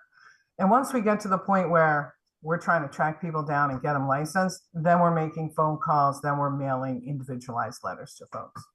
Okay. Does that answer it for you, Brent? Is that? Yep, that's Okay. exactly, yep. Kate, Stan, any questions? Well, actually, I've had a fairly extensive conversation with Jennifer about this over the past year or so, and I can attest the amount of work that these folks at Town Hall need to do to track down the folks who don't seem to be bothered to license their dogs when it's so easy to do so. I'm actually in favor of it to make these fees even higher. They spend a tremendous amount of time and effort trying to get people, and in some cases, it's the same people every year who just can't be bothered. So if this is what they want to change, that's fine. But I believe in an earlier select board meeting, I actually recommended we make these things even higher. But I'll go with what Jennifer wants to do. This should be an easy process, and I don't know why we get 20, 30 people as of May or June who still haven't registered their dogs or licensed their dogs, and the amount of effort that they have to go through before it finally gets sent to Clinton District Court in October. That's correct, yes. Yeah. And if we are able to make the changes in the office, Dan, that we'd like to reduce the amount of time we're spending chasing people, once that June 1st fee hits, they would be going to Clinton District Court July 1. Oh, okay, well, that's good. That's Right, so so at we least would it'll cut reduce down. that. Sorry. Cut down the amount of effort you have to do. Exactly. That's good. That's good. That was the balance between the higher, Yeah. you know what I mean? Yeah. It's a balance. Yeah. No, I think it's appropriate to raise the fees and to try to do what you can to minimize the amount of time that you guys are spending on this, because honestly, there's more important stuff that you guys should be able to attend. Right. Right. Thank you.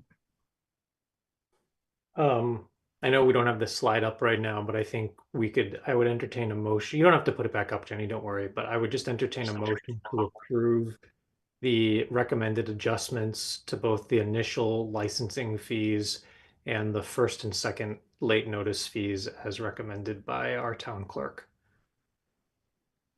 Can I just ask a question first? Is there a bylaw change involved in this? Yes, we'd be looking to make submit a bylaw change for town meeting to change. Those late fees are in our bylaw. So we'd be looking to take those to town meeting in May. So do we just need a motion to put that on the warrant? Oh, right. That's a good question, because some fees we can just change by voting tonight. But if you're going to be putting forth a bylaw, for the late fees, Brian. The bylaw has the late fees. Oh, but not the initial. The license fees, I think you have the ability to change. Right. Okay, so do we need to break it out into two separate things? Yes, let's do that. So I'll make a motion to approve the increased license fees as set forth on the slide presented by the town clerk. I'll second that. Okay, roll call. Stan? Yes. Kate? Yes. I'm also a yes. I don't think we need a motion on the bylaws tonight, but I think we're all in agreement with the direction you're heading in. Yep. All right. Thank you. Thank you. Thanks, Jen. Have a good night. All right. So we had reserved a few minutes in the agenda for public comment. My goal there is just in case there's anybody from the public that has any input, thoughts, feedback that they wish to share with the board. I was going to give an opportunity for people to do that, not necessarily to respond to things that have already happened in this meeting or to suggest future agenda items, but just wanted to make sure that the public had an opportunity to voice any concerns and make us aware. So if anybody has any comment from the public, please raise your hand so I can acknowledge you, and otherwise we can move right on to our town administrator report. Seeing no public comment, why don't we do that? All right. I have two things. One of them is just a quick update, most notably on projects. Let me see if I can, may I share? Yes. All right. Let me see if I have I have the share moment. And to bring the board's attention to some things, we are tracking our federal funds as well as pass-through funding, which could be affected by the federal executive orders. The board currently has the most recent 3-week look-ahead schedule for the development at 580 Main. And to their credit, they have accelerated the linkage payment for Derby Field. We've also collected the building and electrical permits that are issued now per structure. Derby Field, the amazing feel-good project, was bid. We'd gotten 7 respondents. I've shared the bid tab. All of the bids will hold until March 3rd. You'll note that the respondents, with the exception of one bidder who had moved to withdraw, citing things were overlooked, the money requested is significantly higher. The conservation agent has reached out to the staff at the state to see if an increase would be possible. We've also configured an interesting approach so that with that increase award from the state, we would be able to meet the increase in match by leveraging some of the work that Wood Partners is doing on the culvert. We are hopeful, but we haven't heard back. The expectation is we would be hearing back by the end of next week. If we cannot secure additional monies from the state, we cannot move forward with the construction bids. And this was for the base bid. The alternates are obviously not on the table anymore. Okay. The Route 117 culvert project is ongoing, and this Tuesday, the 12th, Tuesday the 11th, there had been a scoping meeting, and it is just sort of cruising along in the background. We're waiting to hear back from MADOT regarding what they're viewing as potential risks and remediation, and we are embarking on this journey of 1,000 steps. One of the worries that the DPW director had was that we had not yet received the countersigned paperwork for the FEMA grant, which I had announced at the last select board meeting. That has thankfully been received. And just as a note, the FEMA grant is a reimbursable grant. We front the money, and then FEMA will be reimbursing. The You hope. Pardon? Yeah. You hope. Oh, yes. Well, we are ever hopeful. The roundabout pre-construction meeting was held. We were delighted also that representatives from the school building project were present. They will be providing a construction schedule later this month. And like the high school building project, they're using a software package for project management, which lets us see all of the requests for information, their scheduling, and all other associated stuff, but it's moving along. I've shared also with the board the town hall egress for the side and the rear main entrance. Cost estimate from Ty and Bond was rather high.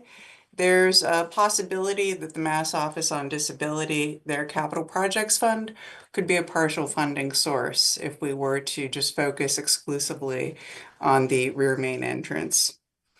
At the request of the conservation agent, as well as the planning director and DPW director, we'd submitted an IT grant, hoping that we can leverage our existing GIS layers, and this will be revealed later in May.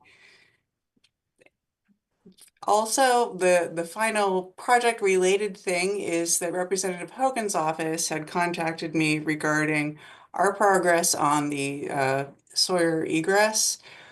We have yet to receive a mass contract form. I'm working with Griffin in Representative Hogan's office to confirm what our timeline is, as well as what the requirements were, whether it was emergency egress, which could be done at a different location for fewer dollars than the actual egress, travel route that I believe had been originally touted. Okay. For staff at Town Hall, you may have noticed the Land Use and Board of Health Administrative Assistant has retired as of today. Her position is going to be reconfigured, but it will not be posted until after the town election. In the interim, the Assistant Town Clerk will be splitting her time between both roles. And kudos likewise for the Assistant Town Clerk for volunteering to do this based on her expertise and willingness. It is inspiring. As mentioned at the beginning of the meeting, the DPW labor transfer station attendant has been filled, and I've provided to the board background on the children's librarian. To echo what the police chief had said, the police department continues its ongoing recruitment, and there are conditional offers out for full-time patrol officers as well as part-time reserve. While we're in the fees and fines and bylaws moment, wanted to remind the board for the meeting on the 27th, I would like to go over and review and confirm all of the fines that the board had proposed, as well as to follow up on whether some of those, such as tying animals to trees or things which fall under the jurisdiction of the Mass Environmental Police, should be struck. Additionally, there is a fine for dogs that are deemed nuisance or dangerous. And we will be getting the feedback from the ACO as well as the town clerk, and perhaps including that as another non-criminal disposition that already exists in our bylaws, which may need an update. Okay. For anyone who is watching, placeholder articles are due by Friday. Please submit your articles, townmeeting@townofbolton.com. Wanted to highlight, as of today, the comparative fee review that I was requested to direct has covered almost all of the departments. The Board of Health is embarking on their review. The Zoning Board is appointed per Pam's last update, will be reviewing and voting on their fee recommendations at an upcoming meeting. And then that too will go forward to the select board for approval. Thank you, Marie, and to everybody who's been staying on top of this. Thank you to everyone who has worked very hard on this, all of the department heads and the assistants who've done the background research. Under budget news, I was going to put this under bad budget news, but health insurance active plan premiums, as the treasurer had relayed at this week's advisory committee meeting, will be increasing 14.84% for fiscal 26. Per my representative, this does not map to Bolton's own claims experience, but we have only had a couple months of claims experience. So our total health insurance increase is $94,000 over fiscal 25. I'll be working with the accountant in the coming week to go through our local receipts to see if we need to revise some of our projections for any fee revenue, as well as perhaps altering our excise tax projections, given additional information that is slowly coming in. And for those who did not watch the Neshoba Regional presentation last night, our proposed operating increase is now $946,634, a slight reduction. Given the discussion at advisory on Tuesday night, which was keeping intact, going back to funding our annual required contribution for OPEB, our deficit at this time is looking at $1.8 million. The thing I just want to highlight again for the board's edification and that of the general public is that across town operating departments, with the exception of employee benefits, the town departments are barely nudging at all in terms of an increase. The large increase in employee benefits is primarily that OPEB, other post-employment benefit payment, as well as a Worcester County assessment and the aforementioned health insurance. For those who have the time and inclination, please mark your calendars for advisory committee meetings in March, where the chair has mentioned they'll be making their final determinants later after hearing all budgets. And I believe that is all I have on that. For capital, any questions on that? Just a quick question, since I was in a work meeting on Tuesday and couldn't hear the advisory meeting. Did you say that they're going to revisit the fully funding of OPEB in March, or They're did they? going to revisit the entire budget. At this point, they have moved forward with putting forward the annual required contribution, which is the 230 some, yes. But they had been waiting for all numbers to come in. I can say now, though, that the trend of all numbers is grim, so they will need to make tough choices. Okay, got it. Thank you. For capital, which is at the start of the year, let me do my share screen. This looks like a huge amalgam of a list of stuff, and one might wonder, well, what is the point of all of this? This is actually a list of all of the town's capital needs. I've shared this with the board. I have updated it slightly pending conversations with following up on questions that were raised at advisory, as well as conversations with department heads. Wanted to say this is not a capital plan. A capital plan would be a combination of all the items that are needed, sort of staggered, and looking at them in the context of the whole picture, the whole enchilada, similar to how you as a household or a homeowner would make a determination as to whether it's worth, renovating one room if you know that you have to repair your entire roof, 3 years down the road. There's a consistent level of trade-offs. The other thing which I wanted to highlight is that for every item on here, there's been an estimate received and a quantified and defined need. So those were the gating criteria. Every item likewise has an area for funding source. In my dream world, every item would have a funding source. There are a bunch that are not a bunch of sources that aren't just free cash, as well as state and federal programs. One could bond, one could use revolving funds, one could, in cases of, say, the library for their roof or the town hall for egress, perhaps in the future use CPA funds, should that come to be. There's also overlay surplus and special purpose funds. After having received all and read all responses, keeping in mind the town's very tight fiscal situation and that we would be funding capital this year exclusively by free cash, my top priority is the green thing with the number 1, which is a sander. The quoted price is $22,000. Due to the offer of modifying a chassis of a piece of fire apparatus, it would be possible to do this for between $9,000 and $11,000. I would advocate spending $11,000.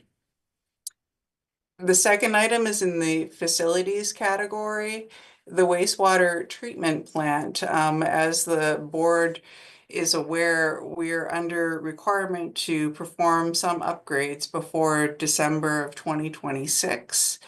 There had been earlier warrant articles that had addressed some of this, but Whitewater, our contracted vendor, has also, stated we need to make incremental progress.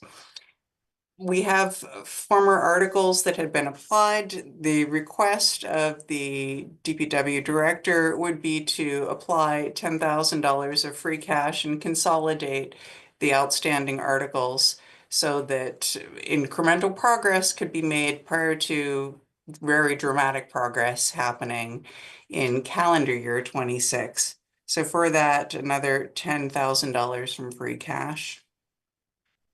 My third recommendation is the Riello boiler. This is the boiler that was purchased by the school. It was $132,000, $132,571.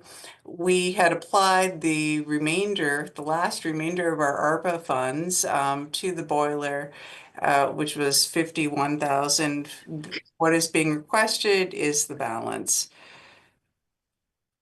The tie for, sort of third article on this, so now I have like two things that are four, is either an adjustment of the transfer station of the installation of cameras for $24,500, or as a caveat, depending on the board's direction that they wish to take with the transfer station, a security camera server replacement.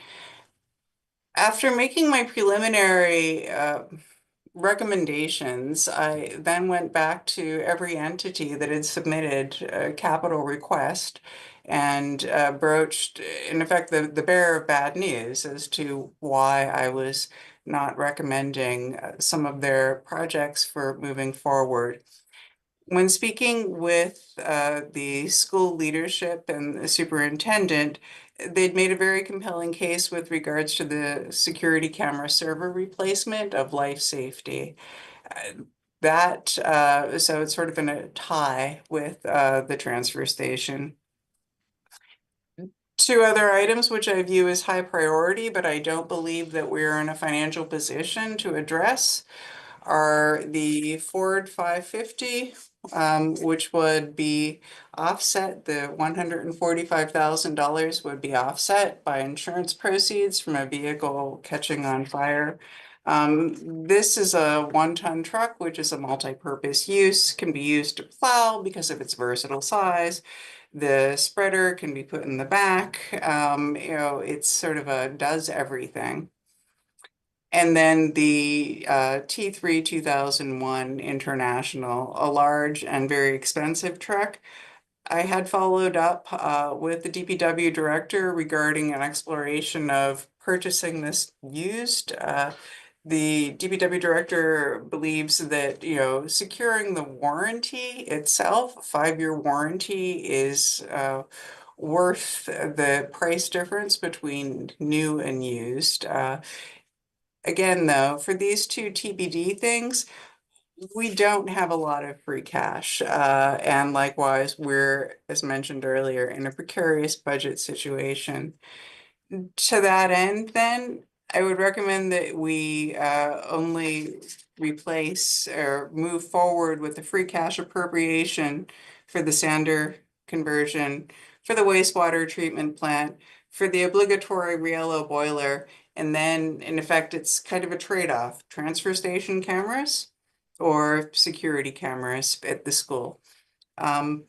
What that actually means then, though, is that we have a remaining balance of, $282,000 of free cash. It pains me a great deal to say a great deal to put that into the operating budget. But based on my earlier number of the $1.8 million deficit, I think it could be a very good approach to reduce some of the impact on the taxpayer. What, to go to $0 in free cash? No, I think you said No. So our free cash is 760,000.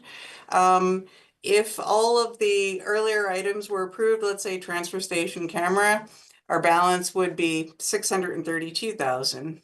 Out of that, we're keeping 350. That's our final policy. And that remaining balance, not 282, we apply to the operating budget. Good. Well, number one, I haven't seen any evidence that the school district is sharing in any of the pain that we're experiencing and what we may ultimately have to do. I would say they can wait for their money on the boilers to next year. If they want us to fork over slightly less than $1 million for operating expense, plus what we have to have the taxpayers for the next or for this installment and perhaps the next one for the high school, let them wait. I'd say let them wait. Well, I see no evidence with that 952,000 that they're really doing anything. And I've shared with you folks, $8 million of non-teaching salaries that no one seems to want to address here. So, 81,000, they picked the boilers the first time. The contractor that they used reneged on the warranty. They picked the new vendor. Let them fight them in court to try to get the insurance money. But we're in a real tough situation here, and we as the town of Bolton should not be all taking it on the chin. Okay, these are your preliminary Kate, you're muted, Kate. Thank you. I watched the school committee meeting last night, and Stan, I do actually disagree with you that the district is not doing their fair share of, I think you said, taking it on the chin. I mean, we're looking at some drastic cuts to teaching positions, all of the dean's positions being eliminated. So I do disagree that they're not working really hard, just like we are, to try and deal with what is really a financial crisis. That is not necessarily, I think, of any of our makings when we're talking about these expenses really being driven up by healthcare costs and some other things that we do not control. So I just want to say that, I think everybody right now at all levels is working really hard and in good faith to try and make numbers work that are just impossible. So, I think we're all doing our share of trying to do that hard work. And also with regard to the boiler, I think, shortly after I came onto the board, we committed to paying that money. We allocated the remaining ARPA funds to offset the cost of that boiler, but I believe that we as a board agreed that we were responsible for that payment. Because it's a facility in our district. I'm not disagreeing that we're responsible for the payment. I do disagree with you, Kate. The school district is still not doing enough. Well, listen, they are still not doing enough in my mind, and they haven't done enough for years. All right, let's put a pause on this because there's a couple of things that I want to say. First, this was Marie giving the preliminary overview. We still have time to discuss. We are having a meeting on the 24th, Monday the 24th, where we'll have an opportunity to hear more about just exactly what the school district is trying to do to make its operating assessments. I mean, it's never going to be palatable, but make them more palatable for the member towns. So I want to save this discussion for that future meeting. Marie, but Brian, excuse me, that my understanding is it's only the finance committee folks who have the ability to say anything at that meeting. Is that not correct? No, they're having their meeting on the 25th. We're having our meeting on the 24th. No, it's the three FinComs and the school district. No. So on Monday the 24th, it's our board. We'll be joined by the chair of the yes, that meeting. But I'm not talking about that meeting. Yes, we're having some representation of the other three towns. Yeah, and the agenda item is the school district and our respective fiscal positions for this year. So we can talk about that. And I am going to give either the superintendent or the business director the opportunity to just present some slides on the most up-to-date information, because one thing I can say, having spoken with them and met with them a few times, they every couple weeks they have been adjusting their budget to try to bring it down. And I think that they're continuing to kind of pretty aggressively look at that. So we may have even more updated information as of the 24th. So I just want to hold off until then. Okay.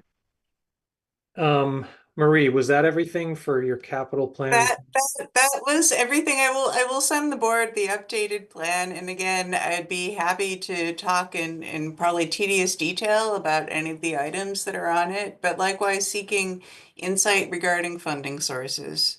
So. Okay. Thank you. All right, I know it's getting late, but we have a bunch of things under select board business, starting with public service announcements. My only one is just to let folks know that I did plan to run for a second term. So I believe that'll be addressed at the caucus, which is our next agenda item, which is to call the caucus for Monday, March 3rd. But wait, sorry, before we get to that, any other public service announcements from Kate or Stan? Sorry. Nope.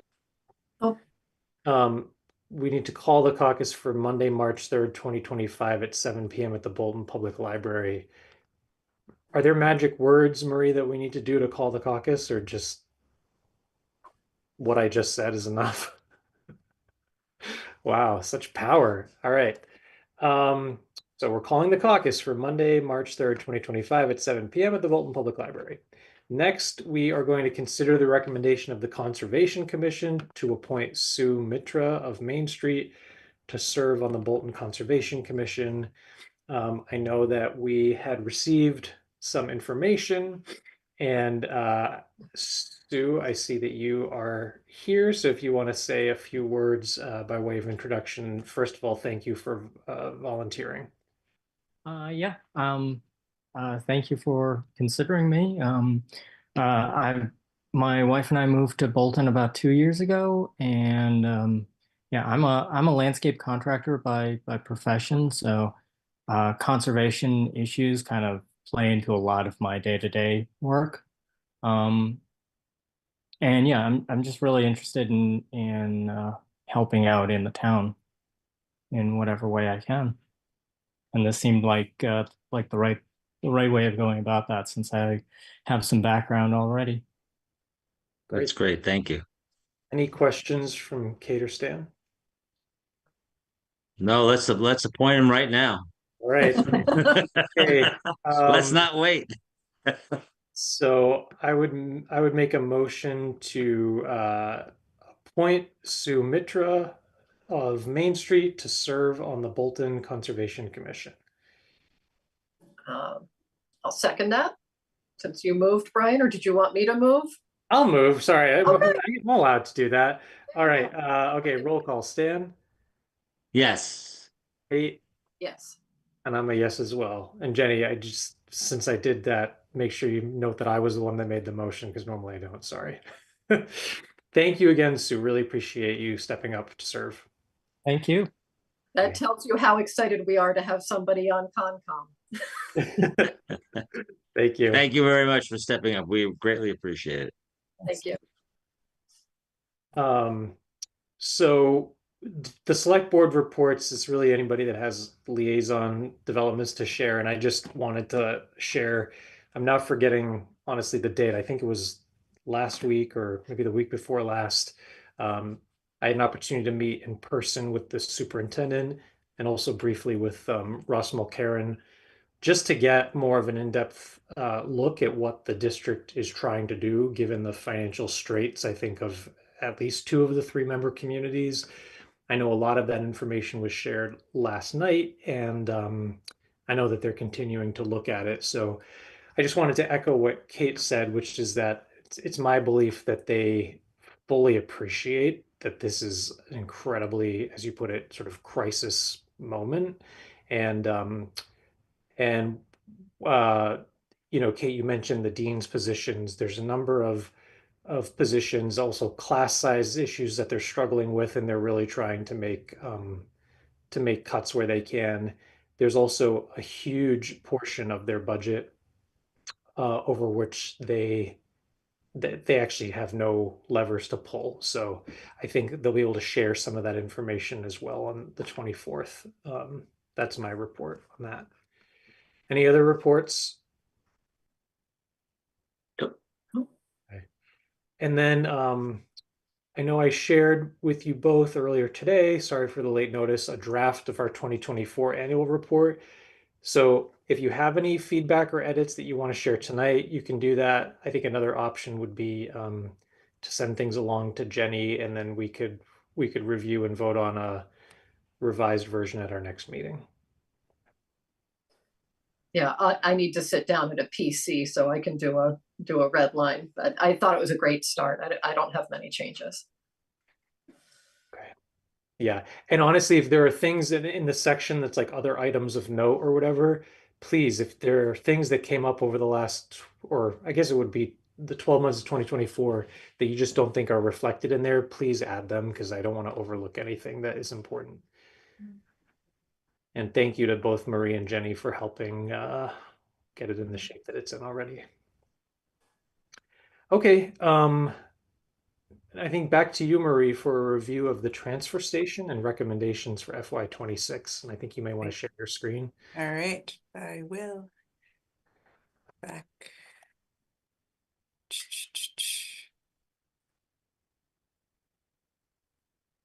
How is that? Yep, can see it. Ta-da! All right. At the select board's request, I wanted to provide an overview of the Bolton Transfer Station, which, as users know, is a key service for the community. It is where all of the residents' municipal waste and recycling needs are addressed. And I realize nothing more fun than talking trash at 9 something at night. But the transfer station expenses are pretty much falling into 3 categories. We have our common household waste, there's recycling, glass, paper, metal, plastic, and then there's the overhead, the labor, the utilities, any of the maintenance, any of the equipment. The lines that you see above in the little box are what folks are used to seeing on the town meeting warrant. The transfer station revenues fall into a couple of different categories likewise. For bag fees, as we sell bags annually, it's averaging over the past 3 years, $95,000 in bag revenue received. We do receive some recycling revenue from metal and corrugated. Realize though, although we're receiving $2,500, the cost of hauling it is approximately, $9,500. So it's not a net revenue stream. Users of the transfer station are also used to the per item disposal fee, say for air conditioners. In general, that revenue pretty closely aligns with the disposal costs, so that is not a new revenue source. This presents a bit of a conundrum in terms of our expense breakdown. The way that transfer stations operate is by contracting for hauling and disposal. The town's facility addresses 937 tons of municipal solid waste. Within our contracts, there's a hauling cost per trip, and this is locked in a 3-year contract. There's a disposal cost per ton, which is typically at market rate in all contracts. The big containers that we have at the transfer station are leased, or some subset of them are leased. There's a lease cost per month. For the pay per item things, back to my air conditioner example, that is aligned with the disposal costs. For the bags that people are used to thinking, well, this is how much I pay for a bag, there's actually an associated resin cost for that. And then, as I'd mentioned earlier, the transfer station attendants' wages, their overhead, the town hall staff time for sales.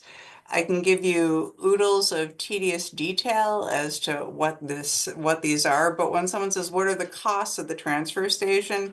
In effect, it's your hauling, your disposal, any leases, as well as any cost of associated materials like the bags themselves.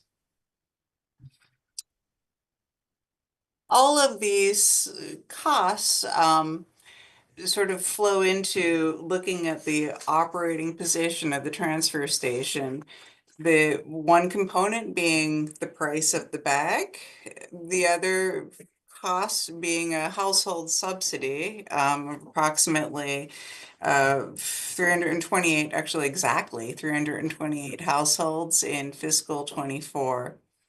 If you remember my earlier drop-in of these are the expenses that you've seen in the warrant booklet, the expenses run at 295K a year.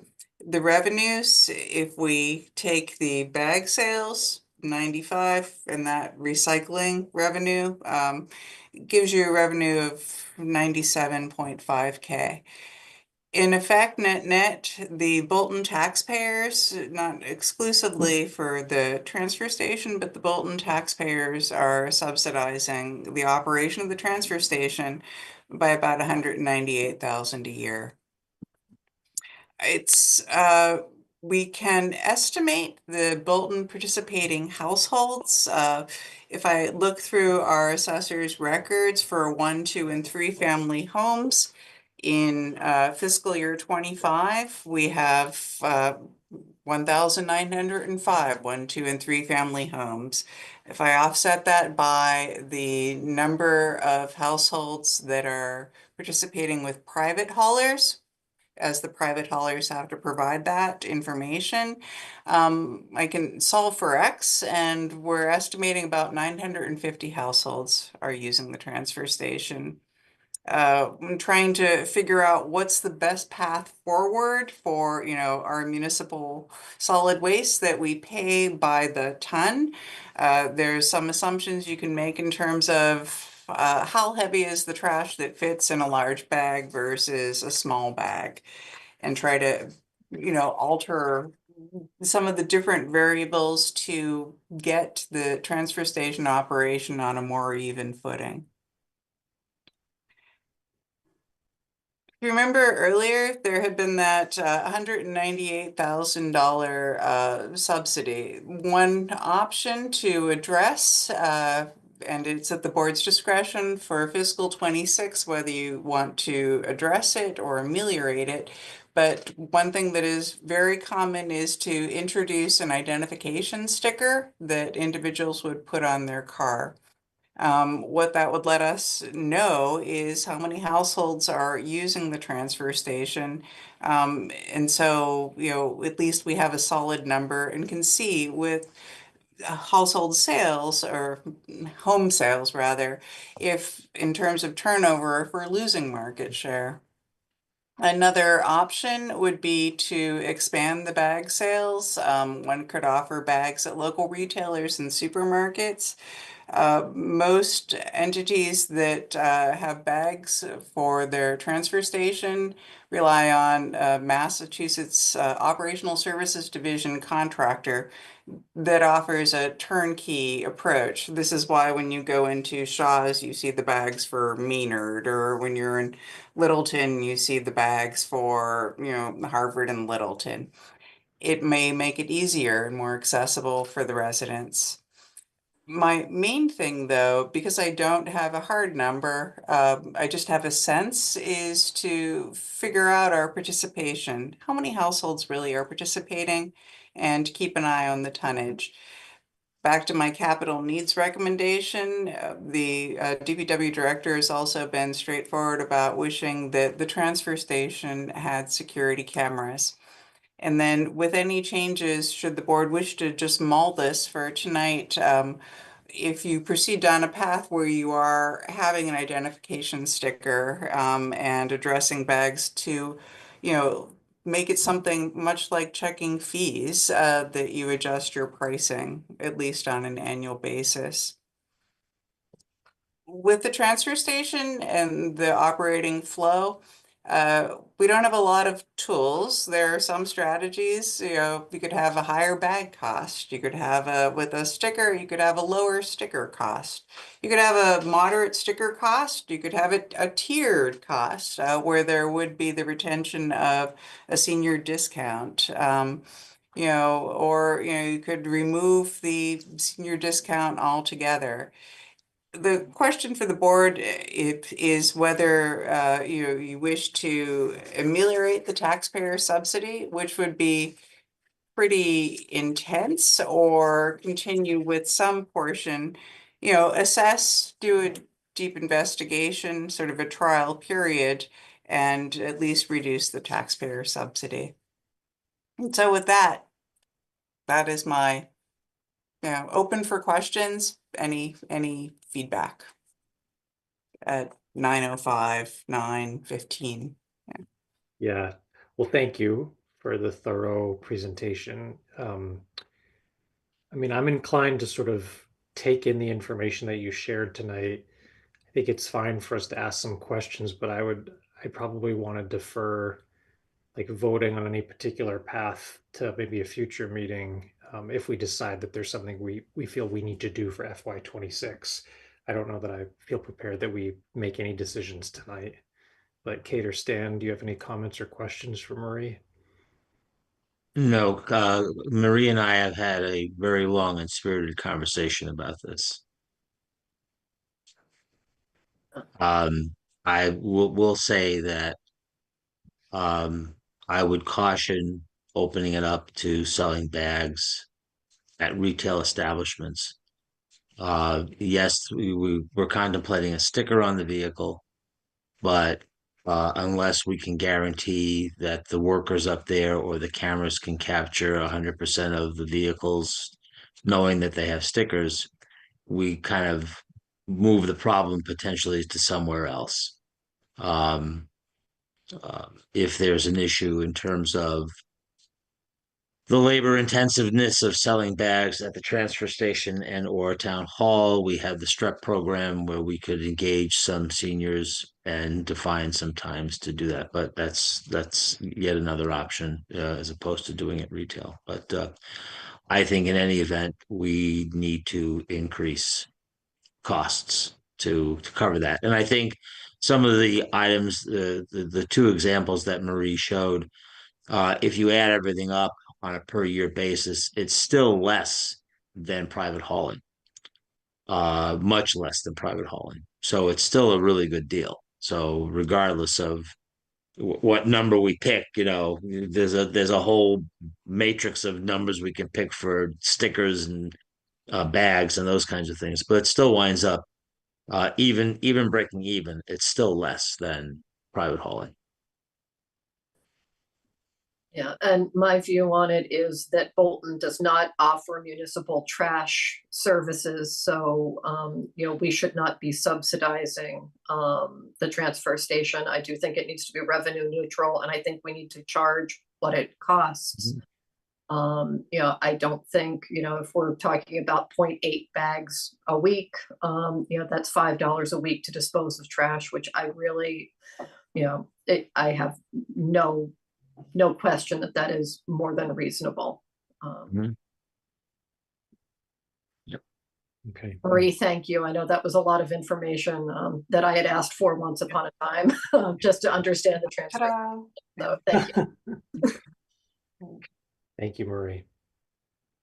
Okay, next up, we need to authorize our town administrator to execute a contract for the municipal vulnerability project. So is there a motion? Yes.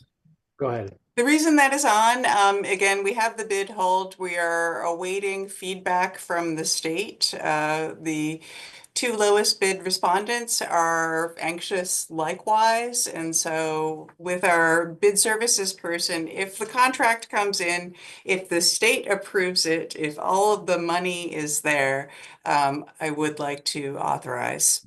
I'm being hopeful without waiting for a select board meeting and putting them off. So Yep, I'm okay with that.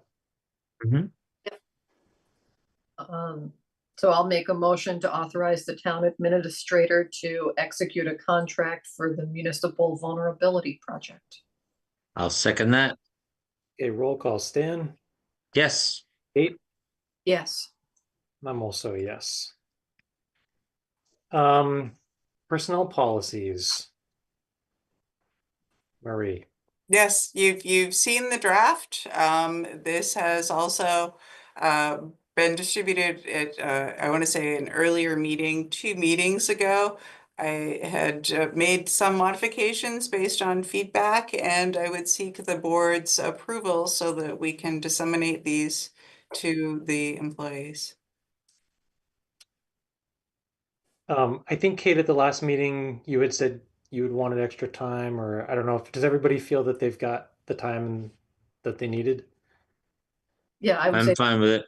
I was able to review everything. Okay.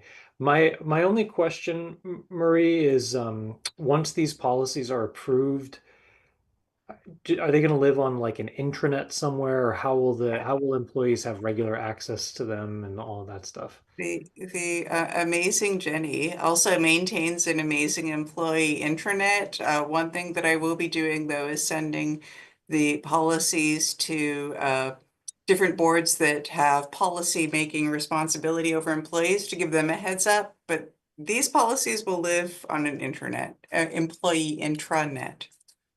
The only thing I would say is, and I haven't thought about this all that carefully, I don't remember there being anything that we wouldn't want to be available also on our internet somewhere, but there may just be value in having them in a place that's easily searchable in case members of boards and committees that are volunteers also want to know what's in them. So with that, I'd entertain a motion to approve the employee personnel policies. I will make a motion to approve the employee personnel policies. I'll second that. Okay, roll call, Stan. Yep. Kate. Yes. Also yes. Okay, future agenda items discussion.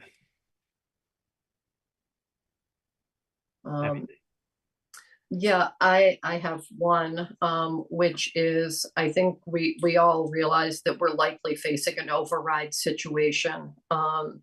So I would like to have a discussion, partially because I'm new to this, and partially because it's something new in the community, that I would like to have a discussion about how we as a board will be able to get this in front of the public early, and get information that is clear and factually based, so that we can really educate the community about the issues that have brought about the override and what some of the consequences would be of not passing it. Understanding that this is still pretty fluid as all the budgets are being formulated, but I think it's important that we be out ahead of this issue. I agree. Mm-hmm. Yep. Okay, next up, approve bills / payroll warrants W24-15, W24-15A, W24-16, W24-16A. I make a motion that we approve the warrants that Brian just read. I'll second that. Okay, roll call, Stan. Yes. Kate. Yes. I'm also yes. And then Jenny, thank you for circulating the minutes. I think we had 2 regular sets of minutes, December 2nd and January something, 16th maybe.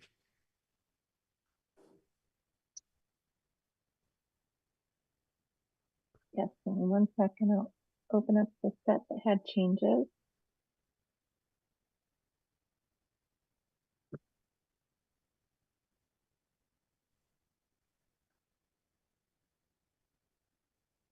I think there were no changes to the January 16th, 2025 minutes, and then some very minor changes to the December 2nd, 2024 minutes.